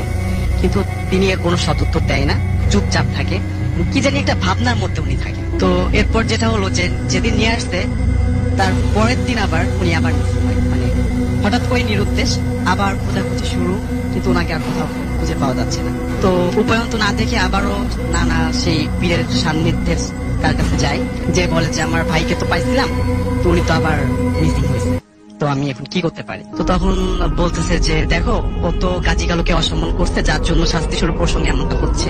আমি তোমাকে যে তদবিরটা দিচ্ছি তুমি এটা সঙ্গে করে নিয়ে যাও, এবং আজকে তোমরা যখন রওনা দিবা, আমার এখান থেকে যখন ব্যাক করবা তোমাদের বাড়িতে, তখন মাঝ রাস্তাতে গেলেই তুমি তোমার ভাইকে পাবা, এবং তার কিছুটা দূরে একটা মসজিদ থাকবে, মসজিদ থেকে একটা কালো লোক বের হবে এবং অদ্ভুত দেখতে, ভয়ানক চেহারা, উনি প্রায় 8 থেকে 10 ফুট লম্বা, 10 ইঞ্চি লম্বা হবে, এবং চুলগুলা পুরা পুরা হবে, বোবা থাকবে, গায়ের রংটা সম্পূর্ণ কালো থাকবে। ওকে দেখে ভয় পাওয়ার কোনো কারণ নাই, কারণ হচ্ছে ও তোমাদের কোনো ধরনের কোনো ক্ষতি করবে না। এই হচ্ছে গাজীর যে ভাই কালু। তো যথারীতি সেটাই হলো, যখন মাঝ রাস্তা আসলো, মাঝ রাস্তায় আসার পর দেখে যে নানা রাস্তার ডান পাশ থেকে হেঁটে যাচ্ছে, তো ওনাকে ব্যানে তোলা হলো। ব্যানে তোলার কিছুটা দূর যাওয়ার পর দেখা গেল যে মসজিদ থেকে ঠিক যে বর্ণনাটা পীর সাহেব দিছে ওই বর্ণনা একটা লোক বেরো এবং ওই ভ্যানটাকে অনুসরণ করতে থাকে। এখানে একটা আশ্চর্য ব্যাপার যে ভ্যানটা যে গতিতে যাচ্ছে, উনি পায়ে হেঁটে যাচ্ছে, কিন্তু সে একই গতিতে যাচ্ছে, মানে দূরত্ব তৈরি হচ্ছে না। ঠিক এইভাবে বাড়ি পর্যন্তই ওই কালো লোকটা আসলো এবং ওনাকে দেখার জন্য আশেপাশে গ্রাম থেকে লোকজন ছুটে আসা শুরু করলো। মানে একটা অদ্ভুত ব্যাপার যে ফজলু হারাই গেছিল, ফজলুকে খুঁজে পাওয়া গেছে, কিন্তু সঙ্গে এরকম অদ্ভুত একটা লোক আসছে যার সঙ্গে মানুষের শারীরিক গঠনে মিল থাকলেও আকার আকৃতিতে কোনো মিল নেই। মানে গায়ের রং অত্যাধিক কালো, বোবা যে বর্ণটা আমি একটু আগেই দিলাম। তো ওই লোকটা আসার পর ওই বোবা লোকটা একটা অদ্ভুত বিড়ম্বনা তৈরি হলো। সেটা হলো ছোট নানা যখন খেতে যাচ্ছে তখন তাকে খাবার দেওয়া হচ্ছে, ঠিক ওই মুহূর্তে ওই লোকটা অর্থাৎ ওই বোবা লোকটা তাকে ইশারা দিচ্ছে না খাওয়ার জন্য। আচ্ছা, মানে ক্ষুধার যন্ত্রণায় ছোট নানা ছটফট করতেছে, খেতে দেওয়া হচ্ছে কিন্তু খেতে পারতেছে না। ঠিক ওই মুহূর্তে উনি নিষেধ করতেছে না খাওয়ার, মানে খাওয়া যাবে না। এবং ওই বোবা লোকটা নানার সঙ্গে ইশারায় জানি কি কথা বলে, সেটা নানা বোঝে এবং ওই বোবা লোকটা বোঝে, আর কেউ সেটা বুঝতে পারে না। আচ্ছা, ওই বোবা লোকটা বারান্দায় যে জায়গাটাতে বসে থাকতো শুধু ওই জায়গাটাতেই সবসময় বসে থাকতো। শুধুমাত্র আজানের টাইমে উনি রাস্তায় যেত, যাওয়ার পর মানে ওনাকে আর পাওয়া যেত না। আবার নামাজ শেষ হওয়ার যে সময়টা তখন দেখা যেত উনি এসে বারান্দাতে বসতেন। আচ্ছা, তো এর মধ্যে নানার আচরণেরও অদ্ভুত পরিবর্তন হতে থাকে। মানে এত বেশি পাগলামি শুরু করে যে উপায়ন্ত না দেখে আমার বড় নানা, আদরের ভাই, একমাত্র ভাই হওয়া সত্ত্বেও তাকে শিকল দিয়ে বেঁধে রাখতে শুরু করে। আচ্ছা, হাতে পায়ে শিকল দিয়ে একটা পিলার, ওই পিলারের মধ্যে তাকে বেঁধে রাখতো। তো এখানেও একটা অদ্ভুত ব্যাপার হচ্ছে, আপনি জেনে থাকবেন রাসেল ভাই, যে ফ্লোরের মধ্যে মাটির যে ঘরগুলা থাকে অনেক শক্ত থাকে মাটিটা, যেটা কোন একটা ধারালো কোদাল দিয়ে কাটাও খুব কঠিন একটা ব্যাপার। উনি মানে আমার যে ছোট নানা, উনি নখ দিয়ে ঘরের মধ্যে 3.5 হাত কবর খুঁজে ফেলে, ঠিক 3.5 হাত নখ দিয়ে। নখ দিয়ে। এবং ওই পিলারের মধ্যে তাকে বেঁধে রাখা হতো এবং সে ওই কবরের মধ্যে শুয়ে থাকতো, হাতে পায়ে শিকল দেওয়া থাকতো। তো যেটা হলো 12তম দিন, মানে এইভাবে দিনের পর 12টা দিন পার হয়ে যাচ্ছে কিন্তু কোনো ধরনের কোনো খাবার নানা খেতে পারতেছে না। তো এটা দেখে সহ্য করতে না পেরে আমার বড় নানা এবং প্রতিবেশী আরো 3-4 জন মিলে ওই বোবা লোকটাকে খুব করে ধোলাই, মানে ইচ্ছা মতো মাইর দেয়। মাইর দেওয়ার পর ওই বোবা লোকটা ওইখান থেকে চলে যায়। এই 12 দিনের মধ্যে আমার নানা কারোর সঙ্গে একটা কথা পর্যন্ত বলে নাই। ঠিক ওই বোবা লোকটা যেমন চুপচাপ থাকতো, ইশারায় কথা বলতো, নানাও ঠিক তাই করে। ওই দিন যখন ওই পাগল মানে বোবা লোকটাকে মেরে তাড়া দেওয়া হলো, তখন নানা প্রথম আমার বড় নানাকে ডেকে কথা বলতেছে যে, বড় ভাই তুমি এটা কি করলা, তুমি কেন ওকে মারলা, তুমি চোখে মারছো, ও তো আমাকে নিয়ে যাবে, তুমি তো আমাকে আর ধরে রাখতে পারবা না বলে হাউমাউ করে কাঁদতে শুরু করছে। তখন নানা ওনাকে আশ্বস্ত করে বললো যে ভাই তুমি তো চিন্তা করো না, আমি তো আছি, কিভাবে না আমি দেখবো। ওই দিন রাতে তাকে আবার স্বপ্ন যোগে দেখানো হয়েছে যে তুমি তোমার বড় ভাইকে বলো যদি সে তোমার যে দু মেয়ে তাকে যদি কুরবানি করতে দেয় গাজী কালুর নামে, অথবা 12টা গরু কুরবানি দিতে পারে একদিনে, তাহলে তোমাকে আমরা নিব না। তখন আমার বড় যে আন্টি, ওনার বয়স 14 মাস এবং ছোট যে আন্টি তার বয়স 7 কি 8। তো যথারীতি এটা সকালে শেয়ার করলো আমার বড় নানার সঙ্গে যে বড় ভাই আমি এটা রাতে স্বপ্ন দেখছি। নানা বললো যে আচ্ছা ঠিক আছে, আমি তাহলে কথা বলে দেখি এলাকার গণ্যমান্য ব্যক্তির সঙ্গে তারা কি বলে। তো তাদের কয়েকজন সম্মতি দিল যে 12টা গরু কুরবানি দিয়ে যদি তুমি তোমার ভাইকে রাখতে পারো, এটা তো খারাপ কিছু হতে পারে না। যথারীতি নানা 6টা গরু একদিনে কুরবানি দিয়ে ফেললো এবং বাকি 6টাও দিবে পর্যায়ক্রমে। ঠিক এই সময় তার যে ফুফু, আমার নানার যে ফুফু, সে এসে বাধা দিল যে আমার নানার নাম উচ্চারণ করে বলছে যে শফির উদ্দিন, তোমার ভাই পাগল হয়েছে, তুমি তো আর পাগল হও, তুমি ওর কথা মতো 12টা গরু কুরবানি দিয়ে দিচ্ছ। তখন তাদের বাধার মুখে আর কুরবানি দেওয়া সম্ভব হলো না। আচ্ছা, যখন কুরবানি দিতে পারলো না, ওই দিন বিকালেই নানা চলে গেল হচ্ছে সেই পীরের কাছে আবারও যে পীর সাহেব আমি তো ভুল করে নিজেকে সামলাতে না পেরে আপনি নিষেধ করা সত্ত্বেও ওই লোকটার গায়ে হাত তুলে ফেলছি। এরপর তো এই স্বপ্নটা দেখা দিছে, এখন আমি কি করতে পারি। তো পীর সাহেব বললো যে তুমি খুব বড় একটা ভুল করছো, আমি তোমাকে নিষেধ করার পরও তোমার এমনটা করা একদমই ঠিক হয়নি। তো ওকে তো আজকে রাতেই নিয়ে যাবে চড়ুই পাখির পিঠে করে, তোমরা তো ওকে ধরে রাখতে পারবা না। চড়ুই পাখির পিঠে করে? আচ্ছা, তোমরা তো ওকে ধরে রাখতে পারবা না। এটা যখন বললো, নানা ওইখান থেকে সঙ্গে সঙ্গে রওনা দিয়ে চলে আসলো বাড়িতে এবং ওই এলাকার যত ইয়াং এবং এনার্জেটিক যে লোকজন গুলা ছিল সবাইকে ডাকলো যে এই ব্যাপার, এখন আমাদের আজকে সারা রাত জেগে বাড়িটা পাহারা দিবে যাতে ওকে কোনোভাবে নিতে না। তো যথারীতি সেটাই হলো। পুরো এলাকার যত যুবক ছিল, সুস্থ স্বাভাবিক যারাই ছিল, প্রত্যেকে চলে আসলো এবং উঠানে ঘরের চারপাশে সারা রাত জেগে তারা পাহারা দিতে শুরু করলো। এবং যে ঘরটার মধ্যে নানাকে রাখা হয়েছিল ওই একই রুমের মধ্যে আমার নানু ছিল এবং তার যে ছোট দুটো মেয়ে তারাও ছিল। নানা তার কবরের মধ্যে যথারীতি সেই আগের মতো করে হাতে এবং পায়ে শিকল দেওয়া পিলার সঙ্গে রাখা কবরের মধ্যে শুয়েছে। তো 1 ঘন্টা পর পর নানা জিজ্ঞাসা করতেছে যে আমার নানুকে, বোনটি ভাইটি কি আছে কবরের মধ্যে। তা প্রথমবার বলছে যে যখন 11টার দিকে জিজ্ঞাসা করছে, হ্যাঁ বড় ভাই তো কবরের মধ্যে শুয়ে আছে। যখন আরো 1 ঘন্টা পর অর্থাৎ 1টা-1:30টার দিক জিজ্ঞাসা করছে যে ও কি করে, তখন ও বলছে যে সে শুয়ে আছে। ঘুমাইছে? বলছে না ঘুমাইনি, এখনো জেগে আছে। তো এইভাবে যখন রাত 3টা কি 3:30, তখন প্রতিবেশী একজন, নাম হচ্ছে মুসলিম, তো সে প্রকৃতিটাকে সারা দিতে ঘরের পিছনের দিকটাতে গেছে। যখন গেছে তখন উনি দেখলো যে ঘরের মধ্য থেকে একটা চড়ুই পাখি তার মাথার উপর দিয়ে উড়ে গেল। এটা দেখে উনি দ্রুত এসে আমার নানাকে বলছে যে বড় ভাই আমি তো এরকম একটা দেখলাম, তুমি একটু দ্রুত দেখো তো ফজলু শুয়ে আছে কিনা। আচ্ছা, তো যখনই আমার নানা জিজ্ঞাসা করতেছে আমার নানুকে, ছোট নানুকে, যে দেখো তো ফজলু কি করে, তখন বলছে যে ভাই ও তো শুয়ে নাই, ও তোর মধ্যে নাই, কবরের মধ্যে নাই। যখনই এটা বলছে নানা বাধা অবস্থায় ছিল। হ্যাঁ, শিকল দিয়ে হাত বাঁধা পা বাঁধা, ঘরের বাইরে থেকে তালা দেওয়া, অন্য কোথাও থেকে বেরোনো কোনো ধরনের কোনো সুযোগ নাই। আচ্ছা, তো তাড়াতাড়ি তালাটা খুলে ভিতরে ঢুকলো, ঢুকে দেখে যে ঠিক একইভাবে শিকল পড়ে আছে, কবরের মধ্যে তালা দেওয়া আছে, কিন্তু নানা নাই। আচ্ছা। ওই সময়ে সবাই যারা ছিল ওইখানে সবাই চারপাশে ছড়াই গেল নানাকে খোঁজার জন্য, কিন্তু তাকে কোথাও পাওয়া গেল না। সর্বশেষ যখন তাকে একদমই পাওয়া যাচ্ছে না, তখন আবার সেই পীরের শরণাপন্ন হলো এবং পীরকে যে বললো যে এই ঘটনা। তখন বলছে যে আমি এটা তো তোমাকে বলেই দিয়েছিলাম যে ওকে নিয়ে যাবে, তোমরা ধরে রাখতে পারবা না। তো এই সময়টাতে আমার নানুকে বলে ওই পীর যে আজকে ঠিক যেভাবে যে জায়গা থেকে যে সময়ে ওকে নিয়ে যাওয়া হয়েছে চড়ুই পাখির পিঠে করে, ঠিক 35 বছর পর একইভাবে একই সময়ে ওকে চড়ুই পাখির পিঠে করে ওই জায়গাটাতে নামায় দেওয়া হবে আচ্ছা, যদি সে বেঁচে থাকে। তো তখন আমার নানু পা জড়া ধরে কান্নাকাটি শুরু করে যে যেভাবে ওকে আপনি আমার স্বামীকে ফিরে আনার ব্যবস্থা করে দেন, আমার 6 মাসের ছোট ছোট 2টো মেয়ে, আমি এদের কিভাবে বড় করে তুলব। তখন উনি বলে যে একটা সুযোগ আছে, আমি চেষ্টা করে দেখতে পারি, কিন্তু তুমি তো সেটা মানতে পারো, তোমার তো খুব অল্প বয়স, 16-17 বছর বয়স, তোমার পক্ষে তো এটা সম্ভব হবে না। নানু খুব কাঁদতে থাকে যে আপনি আমাকে যেটা বলবেন আমি সেটাই করবো, শুধুমাত্র আমার স্বামীকে ফিরে আনার ব্যবস্থা করে দেন। তখন উনি বলে যে তোমার 12 দিন নফল রোজা রাখতে হবে এবং রাতের শেষ ভাগে তাহাজ্জুদ নামাজ পড়তে হবে। 12তম দিন আমি তোমাকে একটা গোলাপ জল দিচ্ছি, তাহাজ্জুদ নামাজ পড়া শেষ করে পুরো ঘরটার মধ্যে গোলাপ জলটা ছিটাবা, তারপর নামাজে পাঠিতে বসে জিকির করতে থাকবে।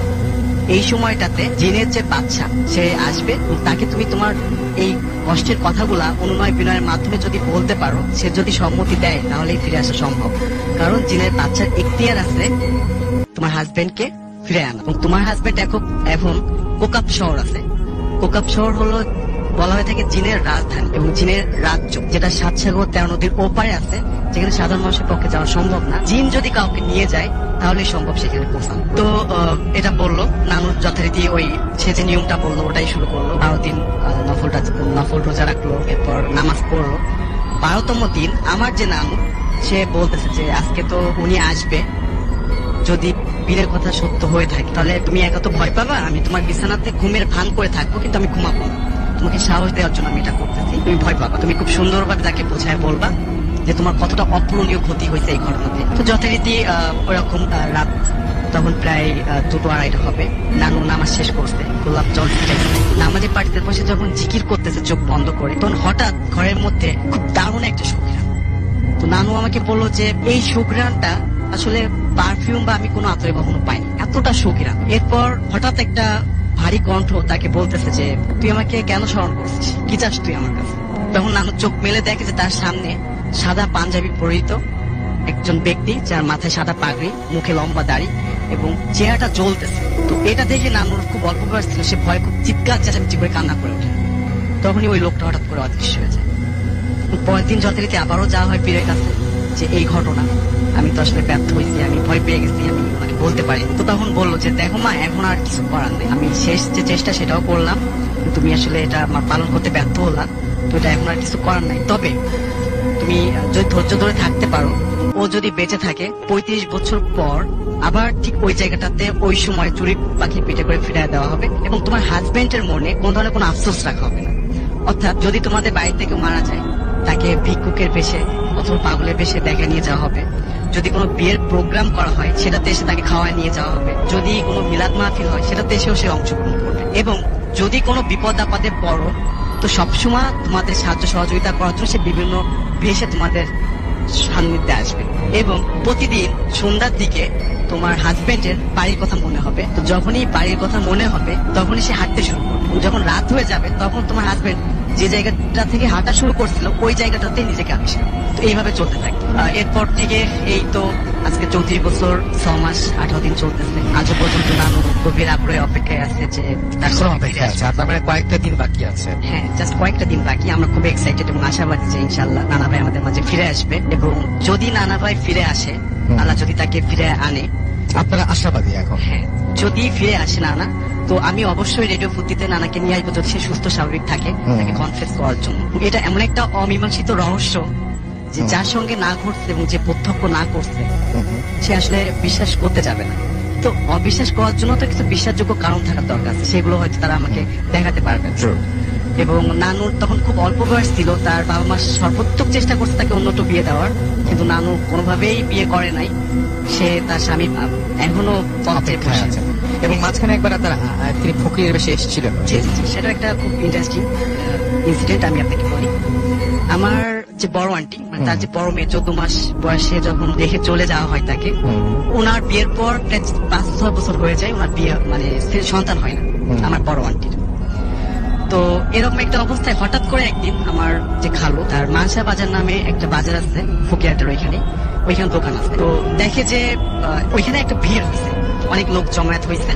একজন পাগল ঠিক না, একজন ভিক্ষুক লোক, সে চায়ের যে পাতি, যে ফেলে দেওয়া পাতি, সেটা খাচ্ছে। সবাই ওটা খুব কৌতূহলের সঙ্গে দেখতেছে যে কেন এটা করতেছে। তো যখন আমার খালু তার কৌতূহল থেকে দেখতে গেল, তখন সবার মধ্যে খালুর নাম ধরে ডেকে বলছে যে এই আমি তো তোমার জন্যই অপেক্ষা করতেছি, তুমি এদিকে আসো। তো আসার পরে বলছে যে আমি তো তোমাদের বাড়িতে যাবো, তুমি দোকানটা বন্ধ করে তোমার বাড়িতে আসো, আমি তোমাদের বাড়িতে যাচ্ছি।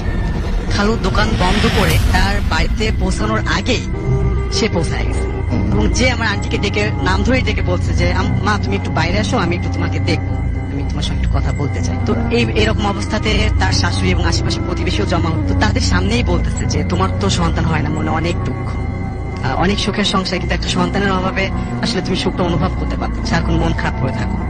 তো আন্টি তো অবাক, ওনার দিকে চেয়ে আছে অপরূপ দৃষ্টিতে, যে ইনি এগুলা কিভাবে চান। তখন আন্টিকে বলতেছে যে তুমি একটা শক্ত মাটির নিয়ে আসো, আমার এনে আমার হাতে দাও। তো একটা শক্ত মাটি উঁচু করে বলছে যে উঁচু করে আসো, এবং একটা শক্ত মাটি আমাকে এনে দাও। এনে দিছে, দেওয়ার পর উনি হাতে নিয়ে একটু নাড়াচাড়া করে ফু দিল, দিয়ে বলছে যে এবার এটা তোমার। দিছে শক্ত মাটি, কিন্তু আন্টির হাতে যখন মাটিটা দেওয়া হলো তখন মাটিটা নরম তুলতুলে, মানে খুব সফট, ঠিক রসমালাইয়ের মতো এরকম সফট হবে। তো এরপর আন্টিকে বললো যে তুমি এটা খাও, এবং এটার যে স্বাদ, এই স্বাদ তুমি কখনো কাউকে বলতে পারবে না। আন্টি সবার সামনেই মাটিটা খাইলো, এবং মাটি খাওয়ার পর বলছে যে তোমার একটা সন্তান হবে, ছেলে সন্তান হবে, এবং সে একটা নাম নির্ধারণ করে দিল যে ওই নামেই তুমি তার নামকরণ করবা।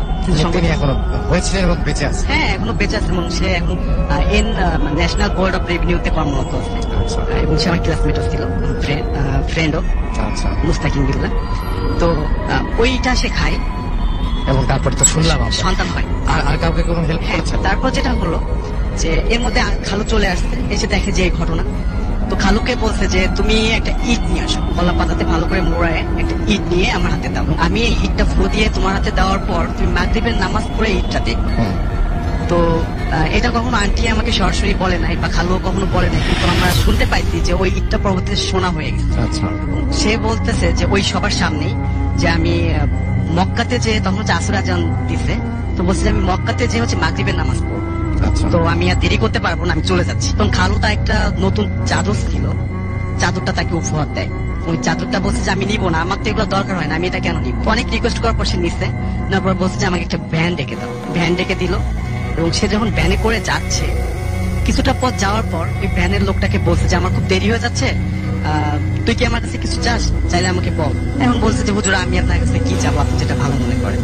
তখন বলছে তাহলে একটা কচুর পাতাতে কিছু বালু এনে আমার হাতে দে। সে সেটা করলো, এবং বললো যে তুই আসরের নামাজ পড়ার পর এই বালুটা দেখ, কিন্তু বালুটা যে কি হবে এটা তুই কাউকে বলতে পারবি। তো সেটাই হলো। তো যখন বালুটা তার হাতে দিল, তারপর উনি পকেটে রেখে দিল, উনি আবার ব্যান চালাইতে শুরু করলো। ব্যান ওনার হঠাৎ মনে হলো যে কৌতূহল থেকে যে কি হতে পারে, আমি এটা ওনাকে জিজ্ঞাসা করে দিই। যখনই পিছে ফিরছে তখন দেখে যে ওই চাদরটা ভ্যানের উপর পড়ে আছে, কিন্তু সেই লোকটা আর নাই। এইভাবেই তিনি বিভিন্ন সময় এসেছেন। এবং আপনি কত বছর বয়স বললেন হয়েছে এখন? 34 বছর 6 মাস 18 দিন।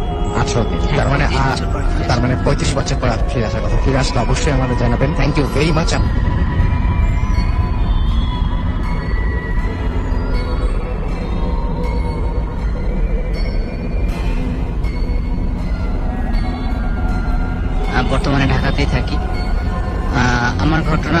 ফার্স্টে যেটা বলবো সেটা হলো আমার কাজিনের ঘটনা। তো আমার কাজিন মানে আমার থেকে প্রায় 7-8 বছরের বয়সে বড়। তারা 2 বোন। আমার খালু হলো বাংলাদেশ রেলওয়েতে চাকরি করে, আর এর জন্য খুলনাতে তারা স্টাফ কোয়ার্টারে থাকতো। তো আমার কাজিন বড় বোন যে ছোটবেলা থেকে সে কথা বলতে পারতো না, মানে মানসিক ভাবে একটু মানে অটিস্টিক বা অটিজম এই টাইপের বলতে পারে। তো এরপরে 7-8 বছর হওয়ার পর থেকে ওর ভিতরে মানে একটা রোগা ভাব থাকে, মানে এমন একটা ভাব যে ওর ভিতরে কোনো একটা রোগ আছে, শুধু যে কথা বলতে পারতেছে না এরকম কিছু না, আরো কিছু ভিতরে রোগ আছে, এরকম একটা বিষয়। তো আমার খালামণি খালু এরা ডাক্তারের কাছে নিয়ে গেল, বহুত ডাক্তারের করলো, বাট সেরকম কোনো চেঞ্জ পাইলো না। তো এরপরে যখন 2000 সাল বা তারও বেশি 2006-7 হবে, তখন তারা দেখলো যে একটা পর্যায়ে অভি খুব অসুস্থ হয়ে পড়ে, মাঝে মাঝে হঠাৎ মানে খিচুনি দিয়ে ওঠে, মানে খুব মারাত্মক অবস্থা হয়ে যায়। তো এগুলো দেখে তারা ভাবলো কি আমরা একবার হুজুরকে দেখাই যে অন্য কোনো কিছু কিনা। তো তারা হুজুরকে দেখানোর জন্য গেল বিভিন্ন হুজুরের কাছে। যশোর নোয়াপাড়ায় একজন হুজুর আছে, তো একটা মাদ্রাসা নিয়ে মারা গেছে, ওইখানে ওই হুজুরের সাথে হুজুরের ওই মাদ্রাসায় গেছিল, ওনারা দেখাইছে এটি করছে। তো কোনো না কোনো ভাবে যে কোনো এক হুজুর বলছে যে ওর উপরে জিনের আছর আছে, এবং ছোটবেলা থেকেই ওই জিনটা ওর পিছনে ফলো করছে, এবং অনেকদিন ধরে এই জিনটা আছে, এবং ওর চেহারা অনেক সুন্দর ছিল রাসেল ভাই, যার কারণে এটা করছে। তো যখনই ওই জিনটা ওর উপরে ইফেক্ট করতো তখন ও খুব মানে খিচুনি দিয়ে উঠতো, একেবারে সেই মানে দৃশ্যটা দেখার মতো না, এরকম অবস্থা। তো একটা পর্যায়ে তারা ওকে ভারতে মাদ্রাজেও নিয়ে গিয়েছিল, মানে চিকিৎসা করানোর জন্য, আজমির শরীফে, সবকিছু কোনোভাবেই কোনো কিছুতে কাজ হলো না। তো একটা পর্যায়ে তারা বাসায়, রেলওয়ে যে স্টাফ বাসায়, সেখানে কিছু ঘটনা ঘটতে লাগলো। যেমন রাত্রেবেলা যখন সবাই ঘুমাচ্ছে তখন মনে হচ্ছে যেন বাসার ছাদের উপরে বড় বড় পাথর পড়তেছে, অনেক বড় বড় পাথর, মানে সেটা বোঝাই যায়, ছাদের উপরে তো ছোট পাথর পড়লে বোঝা যাবে না। তো সকালবেলা যখন উঠে ছাদে যাইতো সবাই যে পাথর না কি পড়ছে, তো দেখা যাইতো যে কিছুই নাই ছাদের উপরে, টোটালি ফাঁকা। আর এভাবে চলতে থাকলো। এরপরে আমার ছোট আমার কাজিনের ছোট বোন আর কি, সে যখন ওই বারান্দায় বসে পড়তো সন্ধ্যার পরে, হঠাৎ এরকম পড়তেছে, একদিন এরকম পড়তেছে, দেখতেছে যে পায়ের গোড়ালি থেকে শুধু পায়ের পাতা এইটুকু, দুইটা পা তার সামনে থেকে হেঁটে গেল, বারান্দা দরজার সামনে থেকে, একেবারে সাদা। এটা দেখে সে চিৎকার দিয়ে ঘরের ভিতর দৌড় দিয়ে চলে আসছে, বললো সবার কাছে আমি এটা দেখছি, এই সেই। তারপরে তার দাদি, আমার কাজিনের দাদি, তো একদিন দাদিকে অসুস্থ ছিল, তাকে নিয়ে ওয়াশরুমে বাথরুমে নিয়ে যেত। তো বাথরুমে নিয়ে গেছে একদিন রাত সন্ধ্যার দিকে।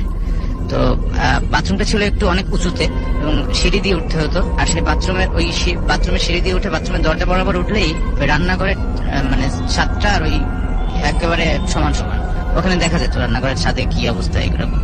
তা আমার ওই কাজিন আর কি, কাজিনের ছোট বোন ওই দাদিকে নিয়ে বাথরুমে গেছে। তো বাথরুমে গিয়ে যেই না ছাদের দিকে তাকাইছে, ছাদের দিকে তাকানোর সাথে সাথে দেখতে পাইলো যে একেবারে মানে ভাল্লুক আকৃতির কিছু একটা, মানে সে তার বর্ণনা মতো এরকম যে ভাল্লুক আকৃতির কিছু একটা কালো একেবারে কি যেন বসে রয়েছে, ওইটা দেখে সে চিৎকার দিয়ে নেমে চলে আসছে, তার দাদিকে বাথরুমে রেখে সে এইভাবে চলে আসছে। এইভাবে এই ঘটনা ঘটলো। পরে সবাই গেল, কিছুই দেখলো না। এবং ওই কোয়ার্টারের পাশে একটা খেজুর গাছ ছিল, অনেক বড় একটা খেজুর গাছ, অনেক মোটা এবং অনেক লম্বা। আর খেজুর গাছটাতে পুরো মানে সবুজ পাতায় ভরপুর ছিল, মানে এটা পুরানো ওই যে শৈবাল টাইপের এইটা কিছু একটা। তো ওই গাছটাতে প্রচুর খেজুর ছিল, বাট ওই গাছটা থেকে উঠতো না এত পরিমাণে, অনেকে সাপ দেখতো ওই গাছটাতে, যে গাছটাতে সাপ আছে। তো এক হুজুর আসছে, সে বাসা বন্ধক টন্ধক দেওয়ার জন্য সে বলে গেছিল যে এই যে খেজুর গাছটা, এই খেজুর গাছটা অনেক ঝামেলা আছে, আপনারা পারলে এই খেজুর গাছটা কেটে ফেলেন। তো তারা ওই খেজুর গাছটা কাটার জন্য ব্যবস্থা করলো, রেলওয়ে থেকে পারমিশন নিয়ে খালু ওই খেজুর গাছটা কাটার ব্যবস্থা করলো। তো যারা খেজুর গাছ কাটতে আসছে তারা ওই কুড়াল দিয়ে যখনই আঘাত করলো খেজুর গাছের নিচে, তখনই উপর থেকে পাথরের মতো ছোট ছোট টুকরা পড়লো, এবং ওনারা ওই কুড়াল টুড়াল রেখে দৌড়াইলো। পরবর্তীতে আর এক গ্রুপ আনা হইলো, তারাও আসলো, তারাও ট্রাই করলো, বাট তখন তারাও পারলো না, দেখলো যে উপর থেকে অনেক বড় একটা সাপ ওই নিচের দিকে বেয়ে বেয়ে আসতেছে। মানে এইসব সিন মানে বাধা কোনো না কোনো ভাবে হচ্ছে, এইভাবে দেখে তারা ওখান থেকে চলে গেল। আর এরকম টুকটাক ঘটনা তো বাসায় করতেই লাগলো এইভাবে। আর কফি দিন দিন আস্তে আস্তে রোগা হয়ে গেল, এবং একটা পর্যায়ে বিভিন্ন ডাক্তারের কাছে নিয়ে যাওয়া হলো, কোনো চিকিৎসা হলো না। এবং কয়েকজন হুজুর যারা অনেক চেষ্টা করছে, এবং তারা বলছে যে এটা অনেক বয়স্ক একটা জিন, এবং এই জিনটা অনেক দিন ধরে ওর উপরে এগুলো করতেছে, আপনারা অনেক আগে যদি এটা বলতেন বা এর জন্য কিছু করার চেষ্টা করতেন হয়তো বা কিছু একটা হইতো, বাট এখন অনেক লেট হয়ে গেছে, এখন তেমন কিছু হওয়ার মতো নাই। তো এটা বলার পরে সে আর কি কিছু করার হয়নি ওইভাবেই। ওকে, আমাদের হাতে সময় খুবই কম, আমরা যাবো লাস্ট আমাদের ঘটনায়। আপনার নামটা একটু প্লিজ বলবেন, তারপর আপনার ঘটনা শুরু করবেন। হ্যালো লিসেনার্স, আমি লিটন, আসছি নারায়ণগঞ্জ থেকে। আমি বর্তমানে কুমিল্লা পলিটেকনিকে পড়ি, 8ম সেমিস্টার। ঘটনার শুরুতে আমি আমার ফ্রেন্ডকে না, আমরা সরাসরি ঘটনায় যাবো। ওকে, ঘটনাটা আসলে ব্ল্যাক ম্যাজিক নিয়ে। তো আমি কুমিল্লা পলিটেকনিকে যখন 4th সেমিস্টারে পড়ি, তো এর আগে একটা কথা বলি নেই, আমার এলাকায় একটা হুজুর আছে পরিচিত, উনি কবিরাজি করতো।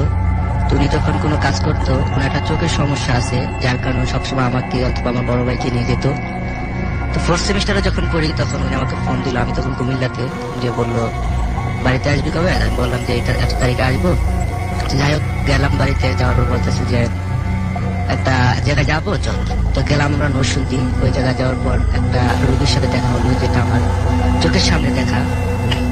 তো রোগীটার সমস্যা ছিল, ওকে ব্ল্যাক ম্যাজিক করানো হয়েছে। তো ওনার সমস্যাটা আমরা গিয়ে শুনছি যে যখন কিছু একটা ওনার কাছে আসতো, তখন ওনার মাথার চুল ছেঁড়া অবস্থা হয়ে যেত, হাতের রগ ফুলে যেত এবং চোখ বড় বড় হয়ে যেত। তো এত কিছু আমরা তার চোখে দেখি নাই। তো ওনাকে যখন নিয়ে আসছে, তখন আমাকে বলা হলো যে হুজুরে পরা সরিষার তেল ছিল, তো ওনার কানের মধ্যে, নাকের মধ্যে দিয়া, কানের চাপ দিয়ে ধরা। আমার কাজটা ছিল ওনার দোকানে আজান দেওয়া 2বার। তো যাই হোক, আমি আমার কাজটা সম্পূর্ণ করে আমার জায়গায় বসে হয়েছি। তো যখন জিনিসটা আসলো, ঠিক সেম জিনিস যেমন তারা বর্ণনা দিয়েছিল আমাদের কাছে, ঠিক ওই রকম অবস্থা হইতেছে। তো আমরা এগুলো দেখে সবসময় অভ্যস্ত, তাই ভয় তেমন কিছু পাই নাই।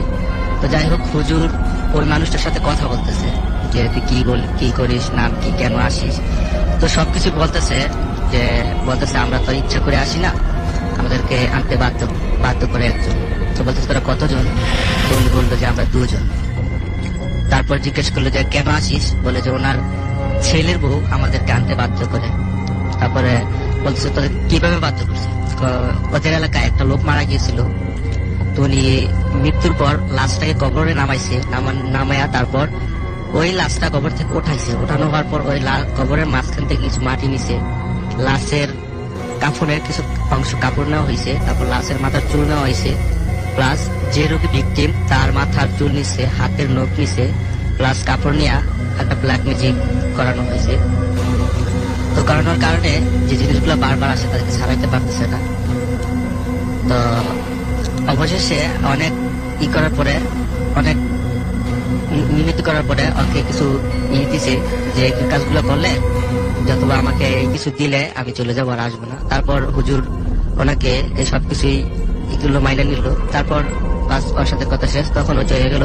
তারপর যে রোগী, ওনার কাছে জিজ্ঞেস করা হলো তখন আপনি কোথায় ছিলেন? তা আমি তো কিছুই জানি না, যে আমি তখন বসেছিলাম। তো যাই হোক, উনি তারপর মোটামুটি সুস্থ। তারপর আমরা বলছিলাম যে যদি পরবর্তীতে কোনো সমস্যা হয় তাহলে আমাদেরকে জানাবেন। তো তারপরে আর কোনো মেসেজ আসে নাই। আশা করি এখন উনি সুস্থ আছে। এই ছিল আমার ঘটনা।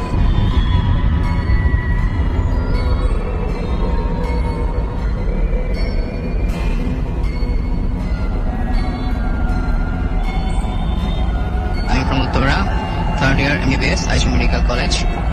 তো আমাদের আসলে মেডিকেলে সবসময় হচ্ছে আমাদের ফার্স্ট ইয়ার থেকে যেটা পড়াশোনা হয়, ডেপুটি নিয়ে আমাদের পড়াশোনা করতে হয়, যে অ্যানাটমি যে সাবজেক্টটা। তো আমরা যখন ফার্স্ট ইয়ার ক্লাস করি, তো মোটামুটি হচ্ছে আমাদের ম্যাক্সিমাম পড়াশোনায় সেটা হচ্ছে ডেপুটি রিলেটেড। তো যাই হোক, ঘটনাটা হচ্ছে দিনটি ছিল হচ্ছে বুধবার, এবং এটা রিসেন্টলি আপনার হচ্ছে মানে গত ইয়ারের ডিসেম্বরের দিকে। আচ্ছা। তো আমি আর হচ্ছে আমার এক ফ্রেন্ড হচ্ছে অর্ণব, তো আমরা দুজনে একসাথে পড়ি এবং একই রুমে থাকি। তো আমার এক রিলেটিভ ভর্তি ছিল উত্তরা এক হসপিটালে, আমি হসপিটালের নাম বলতে যাচ্ছি না। তো আমরা হচ্ছে রিক্সা করে বের হই এবং ওখানে পৌঁছতে আমাদের 10টা বাজে। তো যাওয়ার পর রিলেটিভ ওখানে তার সাথে দেখা করে স্টে করি, তারপর ডক্টরের কাছ থেকে রিপোর্ট চেক করি। তো ওখানে কিছুক্ষণ থাকার পর পাশের রুম থেকে একটা চিৎকার ভেসে আসে, দ্যাটস লাইক যে একটা মানে ডেথ হয়েছে এই মাত্র, এরকম একটা মানে কান্না, আর্তনাদ। তো আমরা সেখানে ছুটে যাই, আমি আর হাসান। তো বেসিক্যালি প্রথমে হচ্ছে যেটা চেক করতে হয় যে পালস, হার্টবিট বা ব্রেথিং হচ্ছে কিনা সেটা। মানে তখন ওই মুহূর্তে ডক্টর ছিলেন না রুমে। তো আমরা চেক করে দেখলাম যে হ্যাঁ, মানে হে অলরেডি ডেড, সে মারা গেছে। তো তারপর ডক্টর আসলেন, যে ডেথ নিশ্চিত করলেন। তো বলে রাখি যে বাচ্চাটা ছিল 10 থেকে 11 বছর হবে, আর ওর সাথে সম্ভবত গার্ডিয়ান হবে, ওটা হচ্ছে কাজিন শুনলাম পরে। ওর বয়স খুব একটা বেশি হবে না, হয়তো 16-17 বছর, 15-16 এরকম বছর হবে। তারপর ডক্টরের কাছ থেকে আমরা ওই বাচ্চা সম্বন্ধে জানলাম, তার লিউকেমিয়া হয়েছিল। এবং রাসেল ভাই আপনি জানেন যে এটা খুব ব্যয়বহুল একটা ট্রিটমেন্ট, হ্যাঁ, অনেক টাকা পয়সা অনেক খরচ হয়। এবং তারপর আর মেডিকেলে হচ্ছে আপনার যে যদি কোনো বিল বাকি থাকে তাহলে ওরা কিন্তু ডেড বডি ছাড়ে না। তো বিলটা পে করে তারপর ডেড বডি নিতে হয়। তারপর ওই মেডিকেলে আমাদের একজন টিচার ছিলেন, প্রফেসর। তো উনি ওখানে বসেন, তো ওনার সাথে কথা বললাম। তা উনি বললো যে হ্যাঁ ঠিক আছে, তাহলে যে বিলটা বাকি আছে ওটা আমাদের দিয়ে দিই, এটা বলবো আর কি। তো আমরা ওখানে বিলটা পেমেন্ট করলাম। তারপর উনি আমাকে বললেন যে তোমরা তাহলে কাজ করো, ওই মানে পেশেন্টটা তো আসলে ওনাদের ওখানে গার্ডিয়ান কেউ নেই, বা ওরা একটু পুরো ফ্যামিলি, তোমরা কষ্ট করে অ্যাম্বুলেন্সে করে তোমরা হচ্ছে বডিটা দিয়ে আসো, হ্যাঁ, এরকম একটা প্রপোজাল দিল। তো আমরা চিন্তা করলাম হ্যাঁ ঠিক আছে তাহলে চাই। তারপর হচ্ছে তখন আমরা বিলটা পে করে আমরা অ্যাম্বুলেন্স দিলাম। তো নিয়ে হচ্ছে রাসেল ভাই আমরা যখন মানে হসপিটাল থেকে যখন বের হই, তখন মানে এইসব কাজ শেষ করতে করতে মোটামুটি হচ্ছে আপনার প্রায় মানে 12টা বেজে যায় আর কি রাত্রে। তো ওদের বাড়িটা ছিল হচ্ছে আপনার মানিকগঞ্জ শহর থেকে অনেকটা দূরে, মানে প্রপারে না। তো আমরা যাই হোক মেনলি হচ্ছে মানে প্রাইভেট মেডিকেল থেকে হয়তো আপনার কফিন দেয় না, হ্যাঁ, ওরা, কিন্তু আমরা ম্যানেজ করতে পেরেছিলাম। যাই হোক, তো কাঠের মোটামুটি চলে আর কি, ওরকম একটা কফিনে করে। তো এরপর লাস্টে করে আমরা অ্যাম্বুলেন্সের পিছনে রাখি। তো ওই সাথে ছেলেটা ছিল মানে সে হচ্ছে আপনার মানে একবার কেটে গেলে সে একবার মানে বেউস হয়ে যায়, এই টাইপের আর কি। তো ও অনেকটা অ্যাবনর্মাল হয়ে গেছে, মানে তার রিলেটিভ মারা গেছে। তারপর আমি সামনে বসি, আর হচ্ছে আমার যে ফ্রেন্ড অর্ণব, ও আর হচ্ছে ওই বডিটা, আর হচ্ছে যে তো আপনার কাজিন, সে পিছনে বসে। তো আমরা যখন গাড়িটা বের করি উত্তরা থেকে, আমরা হাউস বিল্ডিং হয়ে আমরা হচ্ছে আপনার আশুলিয়া হয়ে আমরা আশুলিয়া দিয়ে রওনা হই। তো আমি এর আগে শুনেছি যে আশুলিয়া যে লম্বা রাস্তাটা, রাসেল ভাই যে বেরিবাদের যে লম্বা রাস্তাটা, তো ওখানে অনেক অ্যাবনর্মাল ঘটনা নাকি হয়, এটা শুনি। তো আমরা যখন ওই রাস্তাটায় পৌঁছাই মোটামুটি মাঝে, তখন কি হয় হচ্ছে মানে একটা লোক, মানে দূর থেকে ভালো বোঝা যাচ্ছিল না, মানে তিনি আমাদের গাড়ি থামানোর জন্য ইশারা করতেছেন। তো আমরা মানে তখন মাথার মধ্যে চিন্তা একটাই যে বডিটা নিয়ে যেতে হবে, ওখানে পৌঁছাতে হবে, এটাই। তো যাই হোক, লোকটা কোনোভাবেই মানে রাস্তা সরছিল না। এরপর হর্ন দেওয়া কলম তো না, এরপর সে একদম গাড়ির সামনে এসে পড়লো যে এখন যদি গাড়িটা না থামানো হয় তাহলে লোকটা হয়তো ডেড হয়ে যাবে। তো গাড়িটা থামানো হলো, থামিয়ে আমার নাম, এবং নেমে খুব অবাক হলাম যে একটা লোক, তিনি হচ্ছে একদম ধবধবে সাদা পাঞ্জাবি পায়জামা পরা, টুপি পরা, তারপর হচ্ছে আপনার হাতে তসবি, এবং ওনার মানে বডি থেকে একটা অন্যরকম একটা পবিত্র মানে ঘ্রাণ ভেসে আসতেছে। তো উনি আমাকে বললেন যে কোথায় যাচ্ছেন, ওকে রেখে যান। আমি বললাম যে ওকে রেখে যাবো মানে ওকে কে? বললো যে আপনি গাড়িতে যে লাশ নিয়ে যাচ্ছেন, ওই লাশটা আমাকে দিয়ে যান, রেখে যান। তো আমি একটু অবাক হয়ে যাই, এবং আমার মাথার মধ্যে এইটা খেলে রাসেল ভাই যে ডেড বডির বোনস এবং ভিসেরা এটা কিন্তু খুব হাই প্রাইস, হ্যাঁ, এইটা নেওয়ার জন্য কিন্তু একদল লোক থাকে যারা হচ্ছে আপনার কবর থেকে লাশ চুরি করে, এরপর হচ্ছে আপনার মৃত বডি নিয়ে যায়, নিয়ে ওখান থেকে এই করে। তো আমার মাথায় তখন এটা কাজ করলো যে মেবি হয়তো এরকম কোনো চক্রের হতে পারে। তো আমি ওনাকে রিকোয়েস্ট করলাম যে প্লিজ আপনি রাস্তা থেকে সরে যান, আমাদের কাজ করতে দিন। তো উনি আবারও একই কথা বলছেন যে রেখে যাও। যাই হোক, ওনার কথাটা ওরকম পাত্তা না দিয়ে আবার আমরা গাড়িতে উঠলাম, স্টার্ট করলাম গাড়ি। এরপর যখন আমরা স্মৃতিসৌধ ক্রস করে মোটামুটি হচ্ছে আপনার ধামরাইয়ের কাছাকাছি চলে গেলাম, ঠিক তখন আমাদের গাড়ির কিছু সামনে একদল কুকুরগুলো খুব মানে একবার রাস্তা থেকে এবার থেকে ওপারে যাচ্ছে, এবার থেকে ওপারে যাচ্ছে, মানে দেখা যাচ্ছে এরকম। তো একটা পর্যায়ে কি হলো যে ওগুলো আমাদের গাড়িটাকে একদম ঘিরে ফেললো। তারপর আমরা গাড়ি আবার স্টপ করলাম, নামলাম, এবং মজার ব্যাপার এবং কোইন্সিডেন্স যেটাই বলেন, এবং ওই লোকটাকে সেম আবার ওখানে দেখলাম ঠিক সেই অবস্থায়। তখন একটু হালকা মানে একটু রোমাঞ্চিত কলর লাগতেছে যে কি ব্যাপার, এই লোকটা কি আমাদেরকে ফলো করতেছে না, মানে লাশ চুরি করার জন্য, না কি ওনার অন্য কোনো ইন্টেনশন আছে, ঠিক বুঝতে পারতেছি না। এরপর গাড়ি থেকে আর নামলাম আমি, আমার বন্ধু। নেমে উনি সেই একই কথা বলতেন যে তোমরা যা করছো এটা ঠিক না, তোমরা লাশটা রেখে যাও। তো তখন একটু ভয় লাগতেছে যে আসলে তখন রাত, যখন আমরা ধামরাই তখন প্রায় 1:30 বেজে গেছে, গাড়ি ঘোড়াও কম, ঢাকা রিচা মহাসড়কে কথা বলতেছি। তো এরপর ওনাকে আবার জিজ্ঞেস করলাম যে আপনি কি চান। উনি বারবার একটা কথায়, উনি হাতে আপনার তসবি নিয়ে চক করতেছে, আর হচ্ছে একটা কথায় তোমরা লাশটা রেখে যাও। এরপর আমরা ওনাকে ওখান থেকে সরিয়ে যে মানে হাত জোর করে ওনাকে বললাম যে প্লিজ আমাদের যেতে দিন, আমাদের দেরি হয়ে যাচ্ছে। তখন আমাদের মাথার মধ্যে কেমন কেমন অতরকম কিছু হচ্ছে না। তো আমরা তখন আবার গাড়িতে উঠলাম। এখন হচ্ছে কি যে কিছু দূর যাওয়ার পর যে কফলিনটা আমরা নিয়েছি, হ্যাঁ, এইটা কেমন যেন একটু মানে নড়াচড়া করছে, অ্যাজ লাইক এস এরকম যে আপনার আমরা যদি বাইরে থেকে নক করি, হ্যাঁ, কাঠের মধ্যে যেমন একটা আওয়াজ হয়, মানে নকিং এর আওয়াজ। নকিং আওয়াজ আছে। তো এইটা একটু কেমন যেন বিব্রতকর লাগলো যে এইটা কিভাবে মানে হচ্ছে। কফিনের ভেতর থেকে নক করবে। হ্যাঁ, কে নক করবে? এটা তো কখনো, এটা তো হতে পারে না। তো দুই একবার নক হচ্ছে, আর আমি তো সামনের ফ্রন্ট সিটে বসছি আর আমার ফ্রেন্ড সে তো পিছনে। তো ও জিনিসটা ভালোভাবে ফিল করতে পারতেছে যে নকিং হচ্ছে। তো ও আমাকে ডাকলো ওখান থেকে যে তুই গাড়িটা থামাতে বল, গাড়িটা থামাতে বল, সামথিং ইজ হ্যাপেন হিয়ার। তো আমি আমার গাড়িটা থামালাম। থামানোর পর এরপর হচ্ছে দেখলাম যে আমরা নামলাম, নেমে কফিনটার কাছে গেলাম এবং কাছে গিয়ে দেখলাম যে তখন কোনো সমস্যা নেই। আবার যখন ঠিক আমরা উঠতে যাবো ঠিক তখনই এরকম একটা অদ্ভুত আওয়াজ, আবার নকিং আওয়াজ। এরপর চিন্তা করলাম যে একটু খুলে দেখি যে আসলে কি সমস্যাটা কি, নকটা আসছে। হ্যাঁ, নকটা কিভাবে আসছে। তো কফিনের আমরা ঢাকনাটা খুললাম এবং খুলে যেটা দেখলাম যে লাশের মুখটাতে বড় বড় আঁচড়ের দাগ। এবং এটা দেখে আমি খুব কনফিউজড হয়ে গেলাম যে আমরা আসলে এত মেডিকেলে থাকি, এত পেশেন্ট দেখি, এত ডেড বডি দেখি, এরকম অ্যাবনর্মাল কখনো দেখি নাই। আর যখন আমি আপনাকে ফার্স্টে বলেছি যে যখন আমরা ওর ডেটটা হলো তখন কিন্তু ওর পালস চেক, হার্টবিট আমরাই করেছিলাম। আপনি যখন দেখছেন ফ্রেশ, এবং এটা দেখে আমরা মানে অবাক হয়েছে যে কিভাবে সম্ভব। এবং তারপর মানে আর ওখানে আর কোনো কথা না বাড়িয়ে আমরা ওভাবে রেখে সুন্দর করে আবার গাড়ি স্টার্ট করি যে কি হচ্ছে হোক, যা হচ্ছে। এবং পুরোটা রাস্তা মোটামুটি এই নকিং কন্টিনিউ হচ্ছিল। যখন আমরা মানিকগঞ্জ শহরে পৌঁছাই তখন সম্ভবত 3টা 3:30 এরকম বাজে। তো মানিকগঞ্জ শহর থেকে ওদের বাড়ি ছিল হচ্ছে আপনার ঘিওর বলে, মানে হচ্ছে একদম আপনার যে আরিচা ঘাট আছে না, তো ওই দিকে আর কি, ওই সাইডে অনেক দূরে কিন্তু। তো ভোরবেলা হচ্ছে আপনার আমরা গিয়ে পৌঁছাই, মোটামুটি আজান দেয় তার একটু পরে। তো বাড়িতে গিয়ে দেখলাম যে ওদের অবস্থা আসলে খুব খারাপ, মানে লিউকোমিয়ার একটা ট্রিটমেন্ট করার মতো সামর্থ্য ওদের নেই। যাই হোক, তো তারপর তো গোসল করানো হয়। তো যখন লাশটা নামানো হলো এবং গোসলের জন্য ওকে নেওয়া হলো, তখন দেখা গেল যে আমরা তো তখন আসলে পুরো বডিটা খুলিনি, শুধু মুখে দেখেছি যে দাগ। এবং দেখলাম যে হাতেও এরকম বড় বড় আঁচড়ের দাগ, এবং এটা আসলে কখনোই সম্ভব না।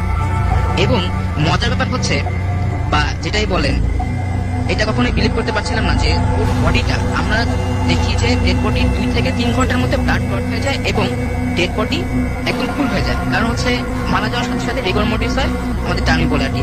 এবং এটা হচ্ছে আপনার ডেড বডি একদম ঠান্ডা হয়ে যায়, এটা জানেন আপনারা সবাই। কিন্তু ভোরবেলা মারা গেছে হচ্ছে সেই রাত্রিরে, এবং হচ্ছে ভোরে হচ্ছে আমরা ওখানে পৌঁছাই। এতটুকু সময় একদম এটা কনফার্ম যে একটা বডি অবশ্যই সেখানে ঠান্ডা হবে, ব্লাড ক্লট হবে, কিন্তু এই বডিটা মানে টেম্পারেচারটা আমার কাছে মনে হলো, আমরা যখন নামালাম মানে গোসল করার জন্য গাড়ি থেকে নামালাম, তখন মনে হলো যে টেম্পারেচারটা মানে অ্যাজ ইউজুয়াল, মানে আমরা জীবিত মানুষের আমাদের যেমন অ্যাজ ইউজুয়াল। এবং এটা কোনোভাবে সম্ভব না। কিছু কিছু ডিজিজ থাকে, হ্যাঁ, যে ডিজিজ হলে কি হয় যে আপনার মারা যাওয়ার পরেও বডি টেম্পারেচারটা অ্যাবজর্ব করতে পারে না, তখন মোটামুটি থাকে আপনার। কিন্তু লিউকোমিয়া হলে কখনোই এরকম হয় না। আর এরকম হওয়ার পেছনে কি কারণ সেটা আমরাও জানি না, আমরা মেডিকেল সায়েন্সে এত পড়াশোনা করি, বাট এটা কেন হচ্ছে জানি না। এটা নিয়ে আমি কথা বলতে চাচ্ছি স্যার, এটা কিভাবে সম্ভব? আপনি চিন্তা করেন যে প্রায় 6 ঘন্টা 5 ঘন্টা হয়ে গেছে, বডি একদম ঠান্ডা হয়ে যাওয়ার কথা, একদম হয়নি। এরপর যখন মানে জানাজার পড়ানো হবে, তো জানাজা পড়ানোর সময় আমরা ওই যে লোকটার কথা বললাম, লোকটাকে আবার দেখি, এবং সেই লোকটা জানাজা পড়াচ্ছে, এবং জানাজার সময় খুব সুন্দর একটা পবিত্র স্মেল ভেসে আসে। আমি আমার এই জীবনে আমি কখনো এরকম স্মেল পাইনি, এবং সেটা আমি শুধু একা না, আমার অ্যাম্বুলেন্সের ড্রাইভার এবং আমার সাথে যে আমার ফ্রেন্ড ছিল ও সহ 3 জন, যে এত সুন্দর স্মেল কখনো পাইনি। জানাজা পড়ানো, সেই ভদ্রলোকে নামাজ পড়াচ্ছে না, সেই ভদ্রলোক নামাজ পড়ছে না, সেই ভদ্রলোক জানাজাতে অংশগ্রহণ করেছে, হ্যাঁ, ঠিক সেরকম তসবিহ হাতে। তারপর জানাজা পড়ানো হলো, লাশ কবরটা হলো, আমরা ওখানে স্টে করলাম, ওদের পরিবারের সাথে একটু কথাবার্তা বললাম। এরপর কিছুক্ষণ পর একটা ছোট বাচ্চা আসলো, 10-11 বছরে। বাচ্চার নাম ছিল মাহিন। তো সে মানে কোনোভাবে জানতে পেরেছে যে আমরা লাশটা ঢাকা থেকে নিয়ে আসছি। মাহিন মানে বললো যে ওই ছেলেটা যে মারা গেছে সে ছিল তার খেলার সাথে, সবসময় সাথে খেলাধুলা করতো। তারপর আপনার মাহিন বললো যে ওই ছেলেটা মানে ওরা হচ্ছে মাদ্রাসাতে পড়ে, লোকাল ওখানে মাদ্রাসাতে। তো আমাদের ওখানে নিয়ে গেল আর কি, যে এখানে আমার বন্ধু আমরা সাথে পড়তাম, তো মাদ্রাসায় যাই এবং গিয়ে ওখানে আপনার যে ওখানে দায়িত্বে আছে ওনার সাথে কথা বলি। ওনারাও বলে যে হ্যাঁ আমরাও টাকা কালেক্ট করেছিলাম এবং ওনাকে চিকিৎসা করানোর জন্য, কিন্তু মিস্টেক মরে গেছে আর কি, এরকম।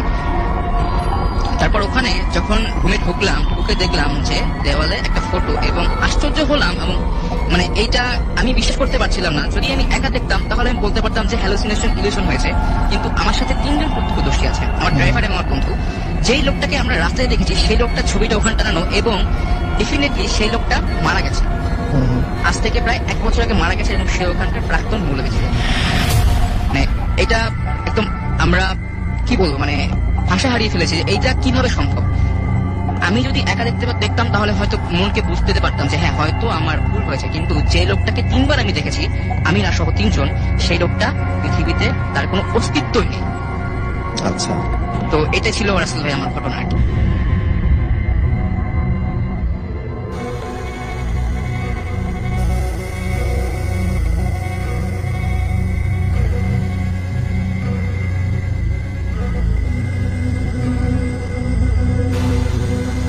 তখন বনশ্রী থেকে শিফট হয়ে আমরা খিলগাঁয়ের কাছাকাছি একটা জায়গা, আমি এক্সাক্ট লোকেশনটা বলতে চাচ্ছি না, একটা বাসায় আসি।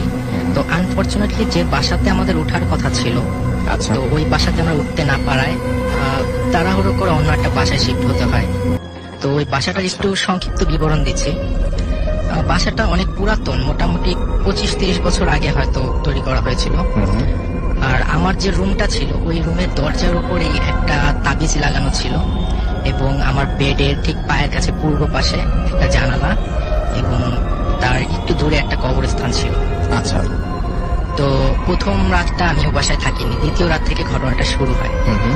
আমি যখনই রাতের বেলা ঘুমাতাম, আনুমানিক টাইমটা হবে 1:30 থেকে 2টার মধ্যে। তো ওই টাইমটাতে ঘুমানোর পরে ঠিক ওই টাইমটায় আমি একটা স্বপ্ন দেখতাম।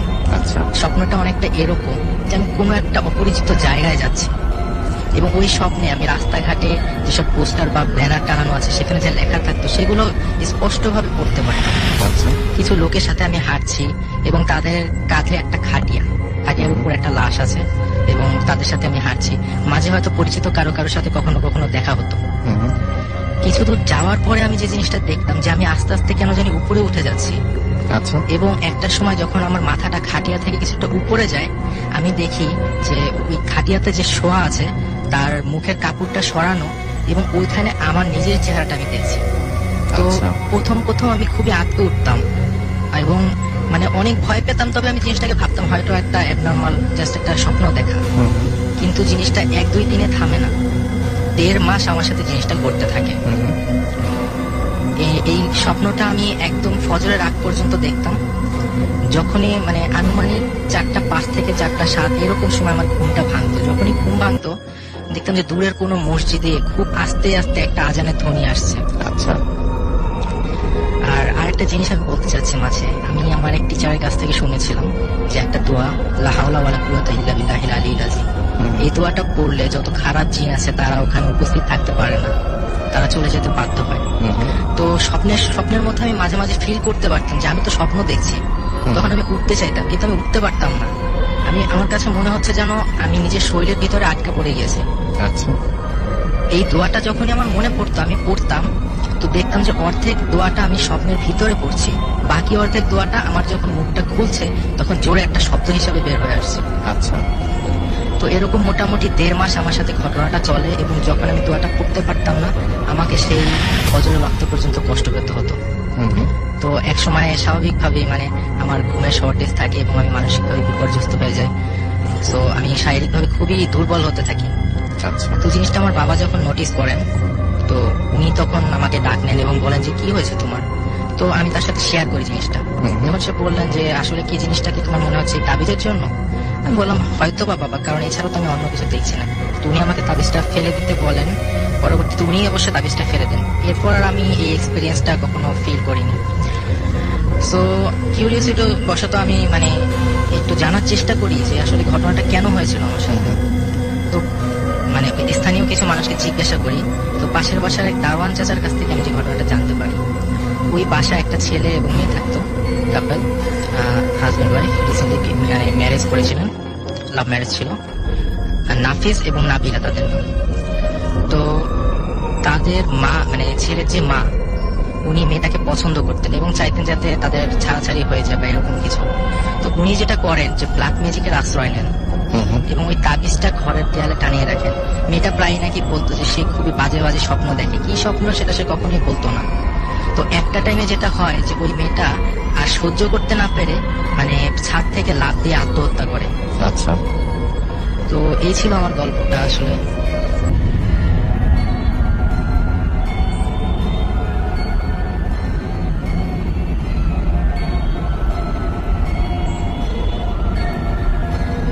এবার এইচএসসি পরীক্ষা দিচ্ছি। ওকে। আমার ঘটনাটি চলে যাই। আমার ঘটনাটি মূলত আমার একটা ফ্রেন্ডের কাছ থেকে শোনা। ফ্রেন্ডটি ছোটবেলা থেকে মাদ্রাসা পড়ে, ও এখনো মাদ্রাসায় অধ্যয়নরত আছে। তো ফ্রেন্ডটি যখন গ্রামে যায়, সে মাঝে মাঝে গ্রামে যেত। তো গ্রামে থেকে তার একটা ফ্রেন্ড থাকে, তার সাথে মাঝে মাঝে মাছ ধরতে যেত। আচ্ছা। ঝিলের ভিতর মাছ ধরতো। তো এই যে ট্যাটা বা কোচ টাইপের জিনিস দিয়ে ঝিলের ভিতর মাছ ধরতে যেত। তেমন একদিন হঠাৎ করে ওর যে ফ্রেন্ডটা ওর ঢাকায় চলে আসে। তো ওই দিন রাত্রেবেলা ওই ফ্রেন্ডটাই আইসা ওকে বলতেছে যে দোস্ত আয় চল আমরা মাছ ধরতে যাই। এখন ওর কাছে খটকা লাগছে, এটা কেমন হইতে পারে যে আমার ফ্রেন্ড আজকে সকালে ঢাকায় চলে গেছে, ওই ভিতরে আবার কিভাবে আসলো, খুবই অদ্ভুত একটা জিনিস। তারপর ও বলতেছে যে তারপর গেটটা খুলছে। গেটটা খোলার পর দেখতেছে যে ওর ফ্রেন্ডই একবারে ওই যে টাটা টাইপের নিয়ে দাঁড়ায় আছে। বলতেছে যে আচ্ছা ঠিক আছে আমি আসতেছি, কারণ এর আগেও মাদ্রাসা থাকতে এইসব জিনিসগুলো ফেস করছে। আচ্ছা। তারপর জামা টামা পরে ও একটা নিয়ে বের হয়ে গেছে। তো যাতে যাতে পরে নৌকা যেখানে ওরা উঠে যেখানে মানে ভিতর ঝিলের দিকে যাবে ওইখানে। তো আজকে এমন একটা ওর ফ্রেন্ডটা ও কখনো নৌকা চালাইতে পারতো না। তো আজকে ওই ফ্রেন্ডটা সে নৌকা চালাইতেছে, বলতেছে আচ্ছা আমি নৌকা চালাইতেছি তুমি মাছ ধরো। তারপর ওরা একটা টাইমে গিয়ে মাঝখানে নদী প্রায় ঝিলের মাঝখানে যাওয়ার পরে প্রচন্ড মাছ ধরে, অনেকগুলা মাছ ধরে ওই দিন, অনেক মাছ ধরতেছে। তো তারপর হঠাৎ ওই যে ফ্রেন্ডটা যে বলতেছে যে আচ্ছা দোস্ত চলো আমরা ওই সাইডে যাই, একটা জংলা টাইপের ভিতর আছে, ওই জংলা একটা ভিতরে। তো ওইদিকে মূলত না ওই মানে কোন বসত বাড়ি নাই, একবারে জংলা অঞ্চল টাইপের, এখানে মানে একবার মানুষের বসবাস নাই। তো এখন ওই ফ্রেন্ডটা তো আগেই বুঝতে পারছে যে এটা তো মানুষ হইতে পারে না, কারণ আমার ফ্রেন্ড আজকে সকালেই গেছে, এটা কিভাবে হইতে পারে। ওর কাছে এটা খুবই একবার স্ট্রেঞ্জ বিষয়টা লাগতেছে। তারপর ও বলতেছে যে না দোস্ত আমি এখন না, আমরা একটু পরে আসি, আমরা বসতির ওই সাইডটাই গিয়ে মাছ ধরে তারপর এই সাইডে আসি, এখনো তো অনেক রাত আছে বাকি আছে। তখন ওরা 2টা নাগাদ ওরা বের হয়েছিল এমন একটা টাইমে। তো তারপর ও অনেক জোরাজুরি করার পরে ও রাজি হয়েছে। রাজি হওয়ার পরে ওরা ওই সাইডটাই গিয়ে মাছ ধরতেছে। তো বারবার শুধু ওই যে ফ্রেন্ডটা বারবার বলতেছে যে ওর ফেস ধরে যে আসছে, যে বারবার বলতেছে যে আচ্ছা চলো না আমরা ওই সাইডে যাই, ওই সাইডে একটু মাছ ধরে আবার এই সাইড আবার আসি। বারবার ওকে কনভিন্স করে ওই সাইডে নিয়ে যেতে চাইছিল, এমন অবস্থা। কিন্তু ও তো একবার স্টেট কারণ বুঝতে পারছে যে এটা মানুষের জিন বা বদ টাইপের কিছু একটা হতে পারে। তারপর ও ওই যখন মাছ ধরতেছে ও সোজা একবার বৈশাখ তাকায় রয়েছে, ঠিক আছে, সোজা দৃষ্টিতে ওর দিকে তাকায় রয়েছে। তো তাকায় রয়েছে পরে ও এখন তো অবাক হয়, ও বুঝতে পারতেছে যে তাকায় রয়েছে। আর এমন রাস্তাতে একটা পয়েন্ট হলো যে কোনো বদ টাইপের জিন বা কোনো কিছু যদি মানুষের ভেস বা কোনো একটা প্রাণীর ভেস ধরে যদি আসে, সে ওইভাবে যদি একটা মানুষ যদি তার দিকে ওই এক পলক দৃষ্টিতে তাকায়, সে কিন্তু চেঞ্জ করতে পারে না, সাথে সাথে কিন্তু সে চেঞ্জ করে গিয়ে সে ভ্যানিশ হয়ে গিয়ে করতে পারে না, তার কিন্তু সময় লাগে বা একটু লাগে। তো ওই একই পলক ভাবে তাকায় রিসোর্ট দিকে, ও ওই ভেস চেঞ্জ করতে পারতেছে না, এমন একটা অবস্থা। কিন্তু কনভিন্স করছে আচ্ছা ওই একটা মাছ চলে যেতেছে, কিন্তু ওর চাইতেছে যে ও অন্যদিকে তাকাক। হ্যাঁ, এই সুযোগটা চাইতেছে যে আমি ওই যে জিন টাইপের বা বট টাইপের যে জিনিসটা ও যাতে উঠে গিয়ে ভ্যানিশে ওর একটা ক্ষতি করতে পারে। কিন্তু একটা টাইমে গিয়ে করতে পারতেছে না। তারপর এক দৃষ্টি তাকাচ্ছে, তারপর এমন প্রায় এরকম করতে করতে প্রায় 3টা সাড়ে 3টার দিকে চলে গেছে এরকম। তারপর কথা চলতেছে তারপর ঠিক ফজরের আগে আধা ঘন্টা বা এরকম, তখন ওই যে জিনটা বা খারাপ জিনটা ও বলতেছে যাচ্ছে আমাকে মাফ করে দেন, আমি ভুল করছি, আপনার সাথে এসে আমি ভুল করছি, আমি আপনাকে ক্ষতি করতে চাইছি। তারপর ওই ফ্রেন্ডটা জিজ্ঞেস করতেছে আচ্ছা তুমি আমার কেন ক্ষতি করতে চাইছো? তা বলতেছে দেখেন আপনারা প্রতিদিন মাছ ধরে নিয়ে যান আর আমরা ওইখানে মাছ খাই, আপনাদের জন্য আমরা কম মাছ পাই, এখানে আপনারা আসেন দেখে আমাদের পোষায় না প্রতিদিন, এই কারণে চাইছি আজকে আপনার ফ্রেন্ডটা নাই, আপনার ওই ফ্রেন্ডের ফেস নিয়ে কি আপনাকে একটা ক্ষতি করতে। ওকে,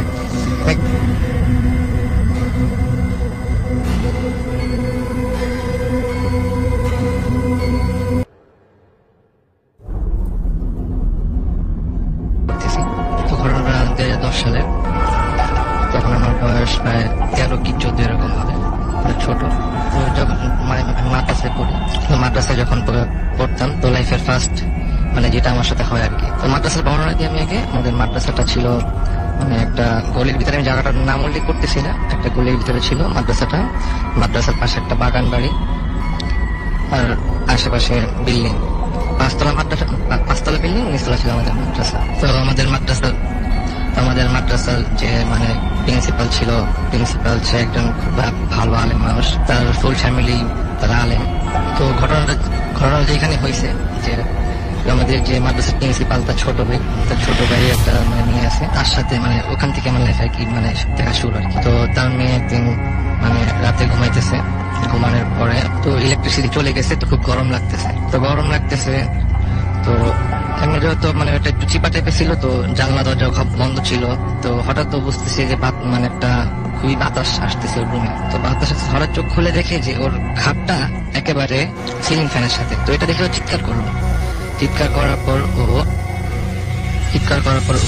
উঠে বসার পর সাথে সাথে খাটটা নিচে পড়ে গেল।